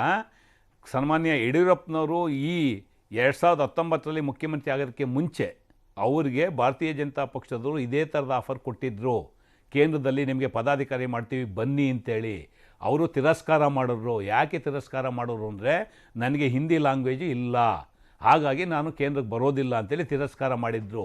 ಇವತ್ತು ಆಗಸ್ಟ್ 3ನೇ ತಾರೀಕು ಸಿದ್ದರಾಮೋತ್ಸವ ಆದಮೇಲೆ, ಕರ್ನಾಟಕದ ಪರಿಸ್ಥಿತಿ ನೋಡಿದ ಮೇಲೆ, ಕಾಂಗ್ರೆಸ್ ಶಕ್ತಿಯನ್ನು ನೋಡಿದ ಮೇಲೆ, ಕಾಂಗ್ರೆಸ್ನ ಸ್ವತಂತ್ರೋತ್ಸವದ ನಡಿಗೆಯನ್ನು ನೋಡಿದ ಮೇಲೆ, ಆಮೇಲೆ ಯಡಿಯೂರಪ್ಪವ್ರನ್ನ ಕರೆದು ಪಾಪ ಆಗಸ್ಟಲ್ಲಿ ಒಂದು ಅಕಾಮಿಡೇಷನ್ ಶೆಲ್ಟರ್ ಕೊಟ್ಟಿದ್ದಾರೆ. ಬಿಟ್ಟರೆ ಯಡಿಯೂರಪ್ಪನವ್ರು ಕೊಡೋಂಥ ಗೌರವ ಅಲ್ಲ. ಯಡಿಯೂರಪ್ಪನವ್ರಿಗೆ ಗೌರವ ಕೊಡೋದಾಗಿದ್ರೆ ಜುಲೈ 25ನೇ ತಾರೀಕು ಪ್ರಧಾನಮಂತ್ರಿಗಳವ್ರಿಗೆ ಭೇಟಿ ಯಾಕೆ ಮಾಡಲಿಲ್ಲ? ಯಾಕೆ ದೆಹಲಿಯಿಂದ ಏರ್ಪೋರ್ಟ್ ವಾಪಸ್ ಬರಬೇಕಾದ್ರೆ ಮತ್ತೆ ಕರೆಸ್ಕೊಂಡು 2 ನಿಮಿಷದ ಭೇಟಿ ಕೊಡು ರಾಜ್ಯಮಕ್ಕಳು ಅಂತ ಹೇಳ್ಬಿಟ್ಟು ಯಾಕೆ ಕಳಿಸಿದ್ರು? ಎಷ್ಟು ನಿಮಿಷ ಮಾತಾಡೋರು ಸನ್ಮಾನ್ಯ ಮೋದಿರವರು ಯಡಿಯೂರಪ್ಪರ ಜೊತೆ? Yediyurappa was on the way to airport, ಪ್ರಧಾನಮಂತ್ರಿಗಳದ್ದು ಅಪಾಯಿಂಟ್ಮೆಂಟ್ ಸಿಕ್ಕಿಲ್ಲ ಅಂತೇಳಿ ಬರ್ತಾ ಇದ್ದನ್ನು ಕರ್ಸ್ಕೊಂಡು ನಿನ್ನ ಅಗೌರವ ಆಗುತ್ತೆ ಅಂತೇಳಿ 2 ನಿಮಿಷದ ಮಾತಾಡಿ ವಾಪಸ್ ಕಳಿಸಿದ್ರು. ಹಾಗಾಗಿ ಅವ್ರಿಗೆ ಸ್ಥಾನ ಕೊಟ್ಟಿರ್ತಕ್ಕಂಥದ್ದು ಯಡಿಯೂರಪ್ಪನವ್ರು ಬಯಸಿದ್ದಲ್ಲ. ಅದು ಇಲ್ಲಿ ಆಗಸ್ಟ್ 3ರ ದಾವಣಗೆರೆಯ ಸಿದ್ದರಾಮೋತ್ಸವ, ಆಗಸ್ಟ್ 15ರ ಕಾಂಗ್ರೆಸ್ ನಡಿಗೆ, ಸ್ವತಂತ್ರ ನಡಿಗೆ ಏನಿತ್ತು, ಅದರ ನಂತರ ಇಲ್ಲಿ ಅನಿವಾರ್ಯವಾಗಿ ಒಂದು ಅವಕಾಶ ಕೊಟ್ಟಿದ್ದಾರೆ. ಬಿಟ್ಟರೆ ಯಡಿಯೂರಪ್ಪನವ್ರನ್ನ ಎಲ್ಲ ರೀತಿ ಅವಮಾನ ಮಾಡುವಂಥದ್ದು, ಅವನ ಹೆಸರನ್ನು ಉಪಯೋಗಿಸುವಂಥದ್ದು ಬಿಜೆಪಿ ವ್ಯವಸ್ಥಿತವಾಗಿ ಮಾಡ್ತಾರೆ. ನೀವು ಕ್ಲಾರಿಟಿ ಕೊಡಬೇಕು. 100%. ಅನಿವಾರ್ಯದ ಅವಲಂಬನೆನ, ಅನಿವಾರ್ಯದ ಅವಕಾಶನ ನೀವ್ ಹೇಳಿ. ಅನಿವಾರ್ಯ ಅವಕಾಶ ಅಂದ್ರೆ ಅದು ಪಾರ್ಟಿ ಪ್ಲಸ್, ನೋ ಅನಿವಾರ್ಯದ ಅವಲಂಬನೆ ಅಂದ್ರೆ ಅದು BSY ಪ್ಲಸ್. ಇಲ್ಲ ಕೇಳಿದೆ. ಇಲ್ಲ, ಇಲ್ಲಿ ಯಡಿಯೂರಪ್ಪನವ್ರಿಗೆ ಅವಲಂಬನೆ ಪ್ರಶ್ನೆ ಬರೋದಿಲ್ಲ. ಅಲ್ಲ, ಬಿಜೆಪಿಗೆ ಯಡಿಯೂರಪ್ಪನವ್ರ ಮೇಲೆ ಬಿಜೆಪಿ ಅವರಿಗೆ ಅವಲಂಬನೆ, ಮತ್ತೆ ಬಿಜೆಪಿ ಅವ್ರಿಗೂ ಅವಕಾಶ. ಯಾಕೆಂದ್ರೆ ಅವ್ರು ಯಡಿಯೂರಪ್ಪನವ್ರನ್ನ ಮಾಡೋದಾಗಿದ್ರೆ ಅವ್ರು ಹಲವಾರು ಸಂದರ್ಭಗಳಲ್ಲಿ ಮಗನ ಮಂತ್ರಿಮಂಡಲಕ್ಕೆ ತಗೊಳ್ಳಿ ಅಂತ ಅಂದ್ಬಿಟ್ಟು ಹಲವಾರು ರೀತಿಯ ಒಂದು ಮನವಿಯನ್ನ ಮಾಡಿದ್ರು, ತಗೊಂಡ್ರಾ? ಇಲ್ಲಿ ಪ್ರಶ್ನೆ ಇರ್ತಕ್ಕಂಥದ್ದು ಅವರನ್ನ ಇವರ ಅನಿವಾರ್ಯತೆಗೆ ಬಳಸ್ಕೊತಾ ಇದ್ದಾರೆ ಬಿಟ್ರೆ ಯಡಿಯೂರಪ್ಪನವ್ರ ಮೇಲೆ ಇರ್ತಕ್ಕಂಥ ಗೌರವದಿಂದಾಗ್ಲಿ, ಯಡಿಯೂರಪ್ಪನವ್ರ ಮೇಲೆ ಇರ್ತಕ್ಕಂಥ ಅಭಿಮಾನದಿಂದಾಗ್ಲಿ, ಅಥವಾ ಯಡಿಯೂರಪ್ಪನವ್ರಿಗೆ ಇರ್ತಕ್ಕಂಥ ಶಕ್ತಿ ಬಳಸ್ಕೊತಾ ಇಲ್ಲ. ಮಹೇಶ್ವರ, ಒಂದೇ ನಿಮಿಷ, ನಿಮ್ಮ ರಾಜಕೀಯ ವಿರೋಧಿ JDS ಅವರು ಇಲ್ಲಿ ಇರೋದ್ರಿಂದ ಅವ್ರ ಹತ್ರನೂ ಮಾತಾಡ್ಸ್ಬಿಡ್ತೀನಿ, ಒಟ್ಟಿಗೆ ನೀವು ಕೌಂಟರ್ ಕೊಡಿರಂತೆ. ಶಿವಕುಮಾರ್ ಸರ್, ಗುಡ್ ಈವ್ನಿಂಗ್, ನಮಸ್ಕಾರ ಸರ್, ಸ್ವಾಗತ ನಿಮಗೆ. ವೀರಣ್ಣ ಅವರೇ, ಒಳ ಜಗಳ ಒಳಗೆ ಉಳಿಯೋದಿಲ್ಲ ಅಂತ ಅಂದರೆ ನಿಮ್ಮ ಪಕ್ಷದಲ್ಲೂ ಇದ್ರ ಬಗ್ಗೆ ಆತಂಕ ಇದೆಯಾ? ನಮ್ಗೆ 10 ಜನ 10 ರೀತಿ ಮಾಹಿತಿ ಕೊಡ್ತಾರೆ. ನಾನು ಎಲ್ಲ ಇಲ್ಲಿ ಹೇಳಲಿಕ್ಕೆ ಇಚ್ಛೆ ಪಡೋದಿಲ್ಲ, ಯಾಕಂದರೆ ಅದು ಅಧಿಕೃತವಾದ ಮೂಲಗಳಿಂದ ಬಂದಂಥದ್ದಲ್ಲ. ಒಳ ಜಗಳ ಅನ್ನೋದು ಮುಂದಿನ ಚುನಾವಣೆಯಲ್ಲಿ ಅತಿ ದೊಡ್ಡ ವಿಷಯ ಆಗುತ್ತೆ. ಪ್ಲೀಸ್. ಒಳ ಜಗಳ ಏನಿದ್ರು ರಾಷ್ಟ್ರೀಯ ಪಕ್ಷಗಳಿಗೆ ಸೀಮಿತ ಆಗಿದೆ ಅಂತ ನಾನು ಹೇಳಲಿಕ್ಕೆ ಬಯಸ್ತೀನಿ. ಒಂದು, ಈಗ ಏನು ಸರ್ಕಾರ BJP ಸರ್ಕಾರ ನೋಡ್ತಾ ಇದ್ದೀವಿ, ಡಬಲ್ ಇಂಜಿನ್ ಸರ್ಕಾರ ಅಂತ ಎಲ್ಲರೂ ಕೋಟ್ ಮಾಡ್ತಾ ಬರ್ತಾ ಇದ್ರು. ಈಗ ಡಬಲ್ ಇಂಜಿನ್ನಲ್ಲಿ ಒಂದು ಇಂಜಿನ್ನು ಫೇಲ್ ಆಗೋಗ್ಬಿಟ್ಟಿದೆ. ಅಂದರೆ ರಾಜ್ಯದ ಇಂಜಿನ್ ಇಲ್ಲ, ಎಲ್ಲ ಹೈಕಮಾಂಡೇ ತೀರ್ಮಾನ ಮಾಡಿ ಮಾಡ್ತಾ ಇದೆ. ನೀವು ನೋಡ್ಬೋದು, ಯಾವುದೇ ಕೆಲಸ ಕಾರ್ಯಗಳಾಗಲಿ ಎಲ್ಲನೂ ಹೈಕಮಾಂಡ್ ಡೆಲ್ಲಿಯಿಂದ ಬಂದೇ ಇಲ್ಲಿ ಕೆಲಸ ಮಾಡ್ತಾ ಇದ್ದಾರೆ. ಅಂದರೆ ಇಲ್ಲಿ ಸ್ಥಳೀಯ ನಾಯಕರು ಏನಿದ್ದಾರೆ BJP ಪಕ್ಷದಲ್ಲಿ, ಮುಖ್ಯಮಂತ್ರಿಯೂ ಸೇರಿ ಹೈಕಮಾಂಡ್ಗೆ ನಂಬಿಕೆ ಇಲ್ಲ. ಅದಕ್ಕೋಸ್ಕರ ಏನಾಗಿದೆ, ಆಮೇಲೆ ಯಡಿಯೂರಪ್ಪನವ್ರ ಮೇಲೆ ನಂಬಿಕೆ ಇದೆ ಅಲ್ವಾ ಹೈಕಮಾಂಡ್ಗೆ? ಒಂದು ಟೈಮಲ್ಲಿ ಇತ್ತು ಅನ್ಸುತ್ತೆ. ಈಗ ಮತ್ತೆ ನಂಬಿ ಕೂಡ ಸಂಸದೀಯ ಸದಸ್ಯನಾಗಿ ಕೂಡ ಮಂಡಳಿಯ ಸದಸ್ಯನಾಗಿ ಕೂಡ ಮಾಡಿದ್ದಾರೆ. ಆದರೆ ಯಡಿಯೂರಪ್ಪರು ಭಾಳ ಕಷ್ಟಪಟ್ಟಿದ್ದಾರೆ ಪಕ್ಷನ ಕಟ್ಟಲಿಕ್ಕೆ, ಅವರು ಭಾಳಷ್ಟು ಸಲ ಹೇಳ್ಕೊಂಡಿದ್ದಾರೆ. ಆಮೇಲೆ ಏನೇ ಕಷ್ಟಪಟ್ಟಿದ್ರು ಕೂಡ ನಮ್ಮ ಕರ್ನಾಟಕ BJPಗೆ ದಕ್ಷಿಣ ಭಾರತದಲ್ಲಿ ಒಂಥರ ಹೆಬ್ಬಾಗ್ಲಿದ್ದಂಗೆನೆ. ನಮ್ಮ ದಕ್ಷಿಣ ಭಾರತದಲ್ಲಿ ನಮ್ಮ ರಾಜ್ಯ ಬಿಟ್ಟರೆ ಎಲ್ಲೂ ಕೂಡ BJP ಆಡಳಿತ ಇಲ್ಲ. ಇಲ್ಲೂ ಕೂಡ ಏನು 2ನೇ ಬಾರಿ ಆಡಳಿತ ಮಾಡ್ತಾ ಇದ್ದಾರೆ. ಎಲ್ಲಾನು ಕೂಡ ಕುದುರೆ ವ್ಯಾಪಾರ ಮಾಡಿನೇ ಮಾಡ್ತಾ, ಆಪರೇಷನ್ ಕಮಲ ಮೂಲಕನೇ ಮಾಡ್ತಾ ಇರೋದು. ಒಳ ಜಗಳದ ಆತಂಕ ನಿಮ್ಗಿಲ್ಲ? ಇಲ್ಲ, ನಮ್ಮಲ್ಲಿ ಏನಾಗಿದ್ದಾರೆ, ಇಬ್ಬರನ್ನ ನಾವು ಬಂದು ಪಕ್ಷದಿಂದ ಉಚ್ಚಾಟಿಸಿದ್ದೀವಿ. ಅದು ಬಿಟ್ಟರೆ ಯಾವುದೇ ರೀತಿ ಒಳ ಜಗಳ ಆಗಲಿ ಏನೂ ತೊಂದರೆ ಇಲ್ಲ. ನಮ್ಮ ಕಾರ್ಯಕರ್ತರು ಪ್ರಬಲರಾಗಿದ್ದಾರೆ, ಮತ್ತೆ ಜನತೆ ಕೂಡ ನಮಗೆ ಅಭೂತಪೂರ್ವ, ನಾವು ಪಂಚರತ್ನ ಕಾರ್ಯಕ್ರಮ ಮಾಡ್ತಾ ಇದ್ದೀವಿ, ಜನತೆ ಕೂಡ ನಮಗೆ ಬಹಳ ಸ್ಪಂದನೆ ಕೊಡ್ತಾ ಇದ್ದಾರೆ, ಅದರಲ್ಲೂ ಕೂಡ ಯಶಸ್ಸು ಕಾಣ್ತಾ ಇದ್ದೀವಿ. ಓಕೆ ಮಹೇಶ್ವರೇ, ನಿಮ್ಮ ಹತ್ರ ಬರೋದಕ್ಕೂ ಮುಂಚೆ ಶಿವಕುಮಾರ್ ಅವ್ರ ಹತ್ರ ಒಂದು ಮಾತಾಡ್ಬಿಡ್ತೀನಿ. ಶಿವಕುಮಾರ್ ಅವರೇ, ನಿಮ್ಮ ಅನುಭವದಲ್ಲಿ ನಾನು ಕೇಳ್ತೀನಿ, ಯಡಿಯೂರಪ್ಪನವ್ರನ್ನ ಸೈಡ್ಲೈನ್ ಮಾಡಿದ್ರೋ ಇಲ್ವೋ ಅನ್ನೋದು ಅವ್ರ ಪಕ್ಷದವ್ರು ಉತ್ತರ ಕೊಡ್ತಾರೆ, ಅದು ಬೇರೆ ಪ್ರಶ್ನೆ. ಈಗ ಈ ಸಂಸದೀಯ ಮಂಡಳಿಗೆ ನೇಮಕ ಮಾಡಿರೋದು ಏನನ್ನ ಸೂಚಿಸುತ್ತೆ? ಮೊನ್ನೆ ಯಡಿಯೂರಪ್ಪನವರು ಕೊಪ್ಪಳ ಕಾರ್ಯಕ್ರಮಕ್ಕೆ ಹೋಗದೆ ಇರೋದು ಏನನ್ನ ಸೂಚಿಸುತ್ತೆ? BJPಗೆ ಗೆಲುವಿನ ಕನಸು, ಆದರೆ ಯಡಿಯೂರಪ್ಪ ಅವ್ರಿಗೆ ಸದ್ಯಕ್ಕೆ ಮುನಿಸು ಅನ್ನೋದು ಕಾಣ್ತಿದ್ಯಾ ನಿಮ್ಮ ಕಣ್ಣಿಗೂ? ಡೆಫಿನೆಟ್ ಆಗಿ ಯಾರೇ ಅದನ್ನ ಗಮನಿಸಿದ್ರೆ, ನನಗೆ ಅಂತಲ್ಲ ಪ್ರತಿಯೊಬ್ಬರಿಗೂ ಆ ತರದ ಒಂದು ಅನುಮಾನ ಅಂತೂ ಡೆಫಿನೆಟ್ ಆಗಿ ಬಂದೇ ಬರುತ್ತೆ. ಯಾಕಂತಂದ್ರೆ ಇವತ್ತು ಯಡಿಯೂರಪ್ಪನವರು ಏನು ಈ ಕಳೆದ ಒಂದು 4-5 ದಿನದಿಂದ ಆಗ್ತಾ ಇರೋ ಬೆಳವಣಿಗೆಗಳು ಆ ಪಾರ್ಟಿಯವರು ಕ್ಲಾರಿಫೈ ಮಾಡಬೇಕಾಗಿದೆ. ಬಟ್ ಯುನೈಟೆಡ್ ಕಾಂಗ್ರೆಸ್ ಇನ್ನೂ ಡೇಂಜರಸ್ ಯಾವ್ದು ಅಂತಂದ್ರೆ ಸಲ್ಕಿಂಗ್ ಯಡಿಯೂರಪ್ಪ ಅಂತ. ಅಂದ್ರೆ ಯಡಿಯೂರಪ್ಪನವ್ರ ಮುನ್ಸು ಯುನೈಟೆಡ್ ಕಾಂಗ್ರೆಸ್ ಇನ್ನೂ ಡೇಂಜರಸ್ BJPಗೆ. ಯಾಕಂತಂದ್ರೆ he has proved time and again 30 lakh vote ತಗೊಂಡು 9% ವೋಟ್ ತಗೊಂಡಾಗ್ಲೇನೆ ಯಡಿಯೂರಪ್ಪನವ್ರು ಏನಂತ ಪ್ರೂವ್ ಮಾಡಿದ್ದಾರೆ. ಆಲ್ರೆಡಿ ಕರ್ನಾಟಕದಲ್ಲಿ ಅವರೊಬ್ಬರ ಶಕ್ತಿ ಏನು ಅಂತ ಪ್ರೂವ್ ಆಗಿದೆ. ಆದ್ರೆ ಇವತ್ತು BJP ಮುಂದೆ ಇರುವಂತಹದ್ದು 2 ಸವಾಲು. ಇವತ್ತು ಅವ್ರಿಗೆ ನ್ಯಾಷನಲ್ ಲೆವೆಲ್ ಅಲ್ಲಿ ಅಕಾಮಿಡೇಟ್ ಮಾಡಿರ್ಬೋದು, ಇಲ್ಲ ಅಂತಲ್ಲ ನಾನು, it is a big post, no doubt. At the same time ಅವ್ರ ಬ್ಯಾಡ್ ಲಕ್ ಹೆಂಗಿದೆ ಅಂತಂದ್ರೆ, ಸದಾನಂದ ಗೌಡ್ರನ್ನ ಟ್ರೈ ಮಾಡಿದ್ರು, ಜಗದೀಶ್ ಶೆಟ್ಟರ್ನ ಟ್ರೈ ಮಾಡಿದ್ರು, ಈಗ ಬೊಮ್ಮಾಯಿ ಅವ್ರನ್ನ ಟ್ರೈ ಮಾಡಿದ್ದಾರೆ. 3 ಜನ ಯಾವ ತರದ ಒಂದು ಡೈರೆಕ್ಷನ್ ಅಲ್ಲಿ ಹೋಗಿ ಯಾವ ತರ ಡಿರೈಲ್ ಆಯ್ತು ಅಂತ ನಾನು ಅದ್ರ ಬಗ್ಗೆ ಮತ್ತೆ ರೀಕಾಲ್ ಮಾಡಕ್ ಹೋಗೋದಿಲ್ಲ. ಅಂಡ್ ಸೆಕೆಂಡ್ ಥಿಂಗ್, ಅವ್ರಿಗೆ ಈ ಚುನಾವಣೆ ಹತ್ರ ಬರ್ತಾ ಇರಂಗ್ಲೇನೆ ಅವ್ರಿಗೊಂದು ಒಂದು ಡಿಮ್ಯಾಂಡ್ ಇತ್ತು. ಯಾಕಂತಂದ್ರೆ ಅವ್ರ ಮಗ ಏನು ದೊಡ್ಡ ಮಗನ್ ತರ ಅಲ್ಲ, ಆದ್ರೆ ಈ ಚಿಕ್ಕ ಮಗ ಇರೋನು ಯಾರು ವಿಜೇಂದ್ರ ಏನಿದ್ದಾರೆ, ಅವನು ಡೆಫಿನೆಟ್ ಆಗಿ ಅವ್ರ ತಂದೆಗೆ ಹೇಳಿದಾನೆ, ನಾನು ಏನೋ ಒಂದು ರಾಜಕೀಯವಾಗಿ ಏನಾದ್ರು ಆಗ್ಬೇಕು ಅಂತ. ಅದನ್ನ ಪಾರ್ಟಿ ಅಕಾಮಿಡೇಟ್ ಇಷ್ಟರೊಳಗಡೆ ಮಾಡ್ಬೇಕಾಗಿತ್ತು. ಅದನ್ನ ಮಾಡದೇ ಇರೋದ್ರಿಂದಾನೇ ಇವ್ರಿಗೆ ಬಹಳಷ್ಟು ಈಗ ಸಮಸ್ಯೆಗಳಂತೂ ಆಗಿದಾವೆ. ಯಾಕಂತಂದ್ರೆ ಅವ್ರ ಮನೆಯಲ್ಲೂ ಒತ್ತಡ ಇರುತ್ತೆ. ಆಮೇಲೆ ಅವ್ರಿಗೂ 75 ವರ್ಷ ಆಗಿದೆ. ನನ್ನ ಸಕ್ಸೆಸರ್ ವಿಜೇಂದ್ರ ಅನ್ನೋದು ಯಡಿಯೂರಪ್ಪನವ್ರಿಗೂ ಗೊತ್ತಿದೆ. ಅಕಸ್ಮಾತ್ ಇದನ್ನ ಚುನಾವಣೆ ಒಳಗಡೆ ಏನಾದ್ರು ಇದನ್ನ ಬಗೆಹರಿಸದೆ ಹೋದ್ರೆ BJP will pay heavy price. ಇದನ್ನ ಹೇಳ್ತಾ ಇದ್ದೀನಿ Nikhil, I am clarifying it once again. It will pay heavy price. ಯಾಕಂತಂದ್ರೆ is the face. Narendra Modi is not the face of BJP in Karnataka. It is the Yediyurappa who is the face of BJP, and who is a mass leader of a dominant community called Lingayat and Veerashaiva. ಇವ್ರನ್ನ ಬಿಟ್ಟು ಏನಾದ್ರು ಮಾಡಕ್ ಆಗುತ್ತಾ?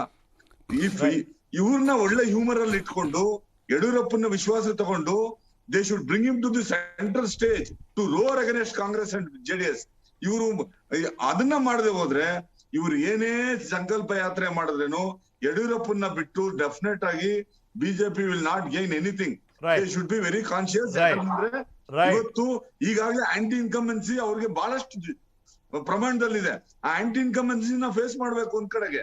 ಎರಡನೇದಾಗಿ ಇವರು JDS ಮತ್ತೆ ಸಿದ್ದರಾಮಯ್ಯ ಮತ್ತೆ DK Shivakumar ಅವ್ರದ್ದು ದೊಡ್ಡ ಪ್ರಾಜೆಕ್ಟ್ ಮಾಡ್ತಾ ಇದ್ರು. ಇವತ್ತೇನಾಗ್ತಾ ಇದೆ?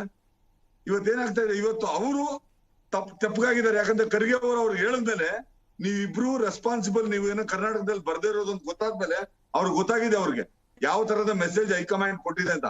ಹಂಗಾಗಿ ತಪ್ಪಗಾಗಿದ್ದಾರೆ. ಈಗ ಪ್ರಾಬ್ಲಮ್ ಸ್ಪೋರ್ಟ್ ಆಗಿರೋದು ಬಿಜೆಪಿಯಲ್ಲಿ. Without Yediyurappa nothing will happen. Mahesh ಅವರೇ, ದೇ ಶುಡ್ ಅಕಾಮಿಡೇಟ್. ಯಾಕಂದ್ರೆ ಮಹೇಶ್ ಅವರೇ ಬಹಳ ಚೆನ್ನಾಗಿ ಹೇಳಿದ್ರು ಶಿವಕುಮಾರ್ ಅವರು. ಒಗ್ಗಟ್ಟಿನ ಅಥವಾ ಒಟ್ಟಾದ ಕಾಂಗ್ರೆಸ್ಗಿನ್ನ ಮುನಿಸ್ಕೊಂಡಿರೋ ಯಡಿಯೂರಪ್ಪ ಬಿಜೆಪಿಗೆ ದೊಡ್ಡ ಸವಾಲು. ಹೌದಾ ಅಲ್ವಾ ಅಂತ ಅಲ್ಲಿಂದ ನಿಮ್ ಉತ್ತರ ಮುಂದುವರಿಸಬಹುದು. ನೋಡಿ ಹೇಳ್ತಿರ್ ಕೇಳಿ, ಇದು ರವಿ ಕಂಡಿದ್ದನ್ನ ಕವಿ ಕಂಡಿದ್ದನ್ನ ಪತ್ರಕರ್ತರು ಕಂಡ್ರು ಅಂದಂಗೆ ನಾ ಹೇಳ್ತಿರ್ ಕೇಳಿ, ಇದೇನೆಲ್ಲ ವರ್ಣನೆಗಳು, ಏನೆಲ್ಲ ನೀವುಗಳು ನೆರೇಟಿವ್ ಅನ್ನ ಮಾತನಾಡ್ತಾ ಇದ್ದೀರಿ, ಇದಿಷ್ಟು ಕೂಡ ಬಹುಶಃ ಇವತ್ತಿನ ನಮ್ಮ ಬಿಜೆಪಿಯ ಮಟ್ಟಿಗದು ಒಂದು ಕೂಡ ಸರಿಗಿಲ್ದಿರ್ತಕ್ಕಂಥ ಅಂಶ. ನಾವಂತೂ ಆದರಣೀಯ ಯಡಿಯೂರಪ್ಪನವ್ರನ್ನ ನಮ್ಮ ಕರ್ನಾಟಕದ ಸರ್ವೋಚ್ಚ ನಾಯಕರಾಗಿ ಕಳೆದ 4 ದಶಕಗಳ ಕಾಲ ಅವರು ಈ ಪಕ್ಷವನ್ನ ಗ್ರಾಮಗಳಲ್ಲಿ ಕಟ್ಟಿರ್ತಕ್ಕಂಥದ್ದು, ಅವರ ಮೂಲಕವೇ ಪಕ್ಷವನ್ನ ನಾವು ಸರ್ವವ್ಯಾಪಿ ಸರ್ವಸ್ಪರ್ಶಿಯಾಗಿ ತೆಗೆದುಕೊಂಡು ಹೋಗಿರ್ತಕ್ಕಂಥದ್ದು. ಅವರ ನಾಯಕತ್ವದಲ್ಲಿ, ಅವರ ನೇತೃತ್ವ, ಅವರ ಮಾರ್ಗದರ್ಶನದಲ್ಲೇ ಕೂಡ ಬರ್ತಕ್ಕಂಥ ದಿನಗಳಲ್ಲಿ ಪಕ್ಷವನ್ನ ಸಂಘಟನೆ ಮಾಡ್ತಾ ಇರ್ತಕ್ಕಂಥದ್ದು. ಸ್ವತಃ ಯಡಿಯೂರಪ್ಪನವರೇ ಈ ವಯಸ್ಸಿನಲ್ಲೂ ಕೂಡ ತಮ್ಮೆಲ್ಲ ಶಕ್ತಿ ಮತ್ತೆ ತಮ್ಮೆಲ್ಲ ಇದನ್ನ ಆ ತರ ಒಬ್ಬ ಕರ್ಮಯೋಗಿ ತರ ಹೇಗೆ ನೀವು ನಮಗ್ ಹೇಳ್ತಿದ್ದೀರೋ ಅಥವಾ ನಿಮ್ಗೆ ನೀವು ನೆನಪಿಸ್ಕೊಳ್ತಿದ್ದೀರೋ ಅಂತ? ಯಾಕಂದ್ರೆ ನಮಗ್ ಗೊತ್ತಿದೆ ಹೌದಪ್ಪ ಇದೆಲ್ಲ ಅಂತ ನಮಗ್ ಗೊತ್ತಿದೆ. ನಿಮ್ಮನ್ನೇ ನೀವು ರಿಮೈಂಡ್ ಮಾಡ್ಕೊತಿದ್ದೀರಿ ಅಂತ. ಅಲ್ಲಲ್ಲ, ನಾನು ಪ್ರಾರಂಭದಲ್ಲೇ ನಿಖಿಲ್ ಒಂದ್ ಮಾತು ಹೇಳಿದೆ ನೋಡಿ, ಒಬ್ಬ ಆದರ್ಶದ ಕಾರ್ಯಕರ್ತ ಅಂದ್ರೆ ನಮಗೆ ಎಷ್ಟೇ ನಾಯಕತ್ವ ಇದ್ರೆ ಒಬ್ಬ ಕಾರ್ಯಕರ್ತ ಅನ್ನತಕ್ಕಂಥದ್ದು ಅವ್ರ ಒಳಗಡೆ ಇರ್ತದೆ. ಅದನ್ನ ನಮ್ಗೆ ತೋರಿಸ್ಕೊಡ್ಸ್ತಾ ಇರ್ತಕ್ಕಂಥದ್ದು ಒಂದು ನರೇಂದ್ರ ಮೋದಿ ಅವರು, ಒಬ್ರು ಯಡಿಯೂರಪ್ಪನವರು. ನರೇಂದ್ರ ಮೋದಿ ಅವರು ಪ್ರಧಾನಿಗಳಾದ್ರೂ ಕೂಡ ಪಕ್ಷ ಏನೆಲ್ಲ ಸೂಚಿಸುತ್ತೆ, 38 ರ್ಯಾಲಿಗಳು ಮಾಡ್ತಾರೆ, ಹಲವು ಕಿಲೋಮೀಟರ್ಗಳು ಎಲ್ಲವನ್ನು ಓಡಾಡ್ತಾರೆ, ಹಗಲು ಹೀಗೆ ಪ್ರತಿಯೊಂದು ಚುನಾವಣೆಯಲ್ಲಿ ತಮ್ಮನ್ನ ತೊಡಗಿಸ್ಕೊತಾರೆ. ಒಬ್ಬ ಕಾರ್ಯಕರ್ತ ಮಾಡ್ತಕ್ಕಂಥ ಭೂಮಿಕೆಯನ್ನು ಅವರು ತೋರಿಸ್ಕೊಡ್ತಾರೆ. ಒಬ್ಬ ಯಡಿಯೂರಪ್ಪನವರು ನಮ್ಗೆ ಮಾರ್ಗದರ್ಶನ ಮಾಡ್ತಕ್ಕಂಥದ್ದು, ನಮ್ಮ ಕರ್ನಾಟಕದ ಶ್ರೇಷ್ಠ ನಾಯಕರು ಪಕ್ಷ ಏನೆಲ್ಲ ಸೂಚಿಸುತ್ತೆ 100% ಚಾಚು ತಪ್ಪದೆ ಮಾಡ್ತಾರೆ. ಪಕ್ಷದ ನಿರೀಕ್ಷೆ ಏನಿದೆ, ಪಕ್ಷ ಏನ್ ಹೇಳುತ್ತೆ, ಸಂಕೋಚ ಇಲ್ಲದೆ. ಅದೇ ಬಯಸೋರೆ ಪ್ರಶ್ನೆ ಇರೋದು. ಪಕ್ಷ ಮೊನ್ನೆ ಹೇಳಲಿಲ್ಲ ಕೊಪ್ಪಳಕ್ ಬನ್ನಿ ಅಂತ, ಪಕ್ಷ ಹೇಳಿದ್ರೆ ಮಾಡ್ತಾರೆ. ನೀವ್ ಹೇಳಿದ್ದು ನಿಜ, ನಾವು ಒಪ್ತಿರ್ಬೇಕಾದ್ರೆ ತಗೊಳ್ಳಿ ಅದನ್ನ ಒಪ್ತೀವಿ. ಅಲ್ಲ ನೀವೇನ್ ಹೇಳಿದ್ರಿ, ಆದರ್ಶ ಕಾರ್ಯಕರ್ತ, ಹೌದಪ್ಪ ನಾವು ಓಡ್ತೀವಿ, ಪಕ್ಷ ಹೇಳಿದ್ದನ್ನ ಅವ್ರು ಮಾಡ್ತಾರೆ, ಬಟ್ ಪಕ್ಷ ಹೇಳಲಿಲ್ಲ ಅನ್ನೋದೇ ಪ್ರಶ್ನೆ ಇಲ್ಲಿ. ನಾನು ಒಂದು ಮಾತು ಹೇಳ್ತೀನಿ ಕೇಳಿ, ನಮ್ಮ ಪಕ್ಷದ ಸಂಘಟನೆ ಅವರನ್ನ ಬಹಳ ದೊಡ್ಡದ ರೀತಿ ಒಳಗಡೆ ನಮ್ಮ ಎಲ್ಲ ಚಟುವಟಿಕೆ ಒಳಗಡೆ ಅವರ ಸಮಯ, ಅವರ ಅವಕಾಶವನ್ನ ನೋಡ್ಕೊಂಡು ನಾವು ಜೋಡಿಸ್ತಾ ಇರ್ತಕ್ಕಂಥದ್ದು. ಇದು ಏನು ಅಂತಂದ್ರೆ ನೋಡಿ, ಇಡೀ ಕಾರ್ಯಕ್ರಮ ಏನೇನೆ ಕೊಪ್ಪಳದಾಯ್ತು, ಕೊಪ್ಪಳ, ಗದಗ, ಚಾಮರಾಜನಗರದ ಪ್ರತಿಯೊಂದು ಭಾಗಗಳಲ್ಲೂ ಕೂಡ ನಮ್ಮೊಬ್ಬೊಬ್ರು ನಾಯಕರನ್ನು ನಾವು ಕಳಿಸ್ಕೊಟ್ಟಿರ್ತಕ್ಕಂಥದ್ದಾಗಿ. ರಮೇಶ್ ಬಾಬು ಅವರೇ, ಒಂದ್ ನಿಮಿಷ ಮಹೇಶ್ ಅವರೇ, ನೀವು ಹೇಳಿದ್ದೀರಿ ಆಯ್ತು. ಅಲ್ಲ ಈಗೆಲ್ಲ ಆಯ್ತಲ್ಲ, ಅದೇ ಕಾಂಗ್ರೆಸ್ ಅವ್ರು ನಿಮ್ಗೆ ಹೇಳಿದ್ರೆ ನೀವು ಒಪ್ಪುವಂತ ಪರಿಸ್ಥಿತಿನಲ್ಲಿದ್ದೀರಾ? ಇಲ್ಲಪ್ಪ ಏನು ಒಳ ಜಗಳ ಇಲ್ಲ, ಎಂಥದ್ದು ಇಲ್ಲ, ಆರಾಮಾಗಿದೆ ಅಂದ್ರೆ ಮೊನ್ನೆ ಚರ್ಚೆನಲ್ಲಿ ಒಂದು ಬಸ್ಸು, ಒಂದೇ ಡ್ರೈವರ್ ಸೀಟು, 2 ಡ್ರೈವರು ಅಂತ ಹೇಳಿದಾಗ ನಿಮ್ಮ ಪಕ್ಷದವರೇ ಎಷ್ಟೆಲ್ಲ ಮಾತಾಡಿದ್ರಿ ಅವತ್ತಿಗೆ ನಿಮಗೆ ಮಾತಾಡ್ಲಿಕ್ಕೆ ಒಂದು ಅವಕಾಶ ಆಯ್ತು. ಇವತ್ತು ರಮೇಶ್ ಬಾಬು ಅವ್ರು ಮಾತಾಡ್ತಾರೆ. ಒಂದು ನಿಖಿಲ್, ಕಾಂಗ್ರೆಸ್ ನ ಬಿಜೆಪಿಗೆ ಹೋಲಿಕೆ ಮಾಡೋದು ಹೇಗೆ ಅಂತಂದ್ರೆ, ನಾನು ಪರಿಸ್ಥಿತಿಗಳ ಹೋಲಿಕೆ ಮಾಡ್ತಿರೋದು, ಪಕ್ಷಗಳ ಹೋಲಿಕೆ ಅಲ್ಲ, ಪರಿಸ್ಥಿತಿಗಳ ಹೋಲಿಕೆ ವ್ಯತ್ಯಾಸ ಇದೆ. ಕಾಂಗ್ರೆಸ್ ಅನ್ನ ದಯಮಾಡಿ ನೀವು ಬೇರೆ ಏನ್ ಬೇಕಾದ್ರೆ ಹೇಳಿ, ದಯವಿಟ್ಟು ಬಿಜೆಪಿನ ಕಾಂಗ್ರೆಸ್ ಜೊತೆ ಹೋಲಿಕೆ ಮಾಡಬೇಡಿ. ಅಲ್ಲ, ಯಾಕಂದ್ರೆ ಹೋಲಿಕೆ ಮಾಡೋ ಅಷ್ಟು ಕೂಡ ನೈತಿಕತೆ ಇಲ್ದಿರಂತ ರಾಜಕೀಯ ಪಾರ್ಟಿ. ನಾನು ಪರಿಸ್ಥಿತಿಯ ಹೋಲಿಕೆ ಮಾಡಿದ್ದು, ಪಕ್ಷಗಳ ಹೋಲಿಕೆ ಭಾರತದ ರಾಜಕೀಯ ಹೋಲಿಕೆ ಮಾಡಿದ್ದು. ಒಂದ್ ನಿಮಿಷ ಮಹೇಶ್ವರ, ಪಾರ್ಟಿ ಕಾಂಗ್ರೆಸ್. ಅಲ್ಲ ಒಂದ್ ನಿಮಿಷ, ರಮೇಶ್ ಬಾಬು ಅವ್ರಿಗೆ ನಾನು ಕೇಳ್ತೀನಿ. ಸರ್ ನೀವು ಪಕ್ಷಗಳಲ್ಲಿ ಇದ್ದೀರಿ, ನಿಮಗೂ ಅನುಭವ ಇದೆ, ನಿಮಗೆ ಪಕ್ಷ ಪ್ರೋಟೋಕಾಲ್ ಯಾವ ರೀತಿ ಆಗುತ್ತೆ, ಪಕ್ಷ ಕಾರ್ಯಕ್ರಮ ಸರ್ಕಾರ ಕಾರ್ಯಕ್ರಮ ವ್ಯತ್ಯಾಸ ಏನು ಎಲ್ಲ ನೀವು ತಿಳಿದಿರುವಂತವ್ರೆ. ಸರ್ ಒಬ್ಬ 25 ಕಾರ್ಯಾಲಯಗಳ ಏನ್ ಸರ್ ಶಂಕುಸ್ಥಾಪನೆ, ಶಿಲಾನ್ಯಾಸ ಅಂತ ಕಾರ್ಯಕ್ರಮದಲ್ಲಿ ಈಗ ಕಾಂಗ್ರೆಸ್ ಅಲ್ಲಿ ಅಂತ ಒಂದು ಕಾರ್ಯಕ್ರಮ ಆದ್ರೆ ನೀವು ಲೆಟ್ಸ್ ಸಿದ್ದರಾಮಯ್ಯ ಬಿಟ್ಟು ಮಾಡ್ತೀರಾ? ನೀವು ಸ್ವಲ್ಪ ಹೇಳ್ಬೇಕು. ಅಲ್ಲ ನೀವು ಒಂದ್ ವಿಷಯ ನಿಖಿಲ್, ನನಗೆ ನೀವೀಗ ಮಾತನಾಡಬೇಕಾದ್ರೆ ನಿಮ್ ಪ್ರಶ್ನೆ ನಾನು ತುಂಬಾ ನಿಮ್ಮನ್ನು ಗೌರವಿಸ್ತೀನಿ. ಯಡಿಯೂರಪ್ಪನವ್ರನ್ನ ಎಲ್ಲಿ ಬಿಟ್ಟಿದ್ವಿ ನಾವು? ಅಲ್ಲ ಕರೀಲಿಲ್ಲ ಅಂತ ತಾನೇ ಅವ್ರು ಬರ್ಲಿಲ್ಲ ಅಲ್ಲಿ. ಪಕ್ಷ ಕಾರ್ಯಕ್ರಮ ಪಕ್ಷ ಕರೆಯಲ್ವಾ ನೀವು? ಮಾರ್ಗದರ್ಶಕರು ಹಾಗೆ ನನಗೆ ಒಂದು ವಿಷಯ ಹೇಳ್ಬೇಕು. ಆದರಣೀಯ ಯಡಿಯೂರಪ್ಪನವ್ರನ್ನ, ನಮ್ ಗುರುಗಳನ್ನ ಎಲ್ಲಿ ಪಕ್ಷ ಕೊಟ್ಟಿದ್ದೀರಾ? ಆಯ್ತು ಆಯ್ತು, ತಂತ್ರಗಾರಿಕೆ ಬಿಜೆಪಿಯವರ ತಂತ್ರಗಾರಿಕೆ ಎಲ್ಲ ಗೊತ್ತಿದೆ.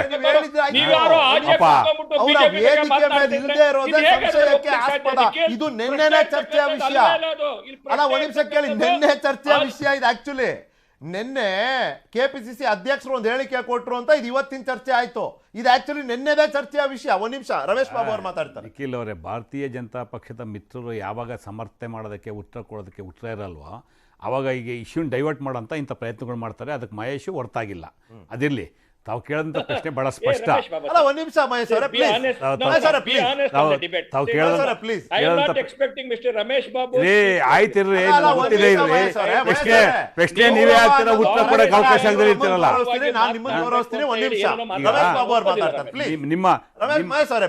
ನಿಮ್ಮ ಪ್ರಶ್ನೆಗೆ ಮುಂಚೆ ಒಂದು ಅವ್ರ ಪ್ರಶ್ನೆಗೆ ಉತ್ತರ ಕೊಟ್ಟು ಬಂದ್ಬಿಡ್ತೀನಿ. ಅವ್ರು ಕೇಳಿದ್ರು ಬಿಜೆಪಿಗೂ ಕಾಂಗ್ರೆಸ್ಗೂ ಹೋಲಿಕೆ ಮಾಡಬೇಡಿ ಅಂತೇಳಿ. ನಾನು ಸ್ವಾಗತ ಮಾಡ್ತೀನಿ. ಖಂಡಿತ ನಾಥೂರಾಮ್ ಗೂಡ್ಸೆಗೆ ಒಂದಂತವ್ರಿಗೆ ತಗೊಂಡೋಗ್ಬಿಟ್ಟು ನೀವು ಕಾಂಗ್ರೆಸ್ ಪಾರ್ಟಿ ಹೋಲಿಕೆ ಮಾಡೋಂಥದ್ದು ನಾವು ವಿರೋಧ ಮಾಡ್ತೀವಿ. ಅಷ್ಟರ ಮಟ್ಟಿಗೆ ಅವರು ಹೇಳಿಕೆ ಸರಿ ಇದೆ, ಅದು ಅಲ್ಲಿಗೆ ಬಿಡ್ತೀನಿ. ಚರ್ಚೆ ಡಿವೇಟ್ ಆಗೋದು ಬೇಡ. ಪ್ಲೀಸ್, ಪ್ರಶ್ನೆ ಇರ್ತಕ್ಕಂಥದ್ದು ಅವ್ರು ಹೇಳಿದ್ರು ನಾವು ಭಾಳ ಗೌರವಯುತವಾಗಿ ನಡೆಸ್ಕೊಂಡಿದ್ದೀವಿ ಯಡಿಯೂರಪ್ಪನವ್ರನ್ನ. ಶಿವಕುಮಾರ್ ಅವರು ಭಾಳ ಸ್ಪಷ್ಟವಾಗಿ ಹೇಳಿದ್ರು, ಕಳೆದ 2013 ಚುನಾವಣೆಯಲ್ಲಿ ಯಡಿಯೂರಪ್ಪನವರು 9% ವೋಟನ್ನು ತಗೊಂಡು ಯಾವ ರೀತಿ ತಮ್ಮ ಶಕ್ತಿಯನ್ನು ಸಾಬೀತುಪಡಿಸಿದ್ದಾರೆ ಅಂತೇಳಿ. ಅದರ ಹೊರತಾಗಿ ಸಹ ಅವ್ರು ಎಷ್ಟು ಮತ ಪಡ್ಕೊಂಡ್ರು ಪ್ರಶ್ನೆ ಬೇರೆ. ಜನಸಂಘದಿಂದ ಬಂದಂಥವ್ರು, ಸಂಘ ಪರಿವಾರದಿಂದ ಬಂದಂಥವ್ರು, 1980 ನಿರಂತರವಾಗಿ ಭಾರತೀಯ ಜನತಾ ಪಕ್ಷದಲ್ಲಿ ಬಂದಂಥವ್ರು ನವೆಂಬರ್ 30, 2012 ಭಾರತೀಯ ಜನತಾ ಪಕ್ಷಕ್ಕೆ ರಾಜೀನಾಮೆಯನ್ನು ಕೊಟ್ಟರು. ಇಡೀ ದೇಶ ಕಂಡಿರ್ತಕ್ಕಂಥ ಸತ್ಯ. ಜನರ ಜ್ಞಾಪಕ ಶಕ್ತಿ ಕಡಿಮೆ ಇದ್ದರೂ ಸಹ ಅಂಕಿಅಂಶಗಳು, ಇತಿಹಾಸ ಸುಳ್ಳಾಗಲ್ಲ. ಅವರು ರಾಜೀನಾಮೆ ಕೊಟ್ಟ ನಂತರ ಭಾರತೀಯ ಜನತಾ ಪಕ್ಷದ ನಾಯಕರು ಏನೇನೋ ಹೇಳಿಕೆಗಳನ್ನ ಅವ್ರ ವಿರುದ್ಧ ಕೊಟ್ಟರು ಅಂತೇಳಿ ಕರ್ನಾಟಕ ನೋಡಿದೆ, ದೇಶ ನೋಡಿದೆ. ಸನ್ಮಾನ್ಯ ಯಡಿಯೂರಪ್ಪನವರೇ ಸ್ವತಃ ಹೇಳಿದ್ರು, ನನ್ನನ್ನು ಆವತ್ತಿನ ಮಟ್ಟಿಗೆ ಜೈಲಿಗೆ ಕಳಿಸೋದಕ್ಕೆ ನಮ್ಮ ಪಕ್ಷದ ನಾಯಕರೇ ಕಾರಣ ಅನ್ನೋ ಮಾತನ್ನು ಯಡಿಯೂರಪ್ಪನವ್ರು ಹೇಳಿದ್ರು. ನಾನು ಈ ಸಾಂದರ್ಭಿಕವಾಗಿ ಚರ್ಚೆಗೋಸ್ಕರ ಹೇಳ್ತಾ ಇದ್ದೀನಿ, ಯಾರನ್ನೋ ನಾನು ಅವಮಾನ ಯಾರನ್ನೋ ಹೀಯಾಳಿಸೋ ದೃಷ್ಟಿ ಅಲ್ಲ.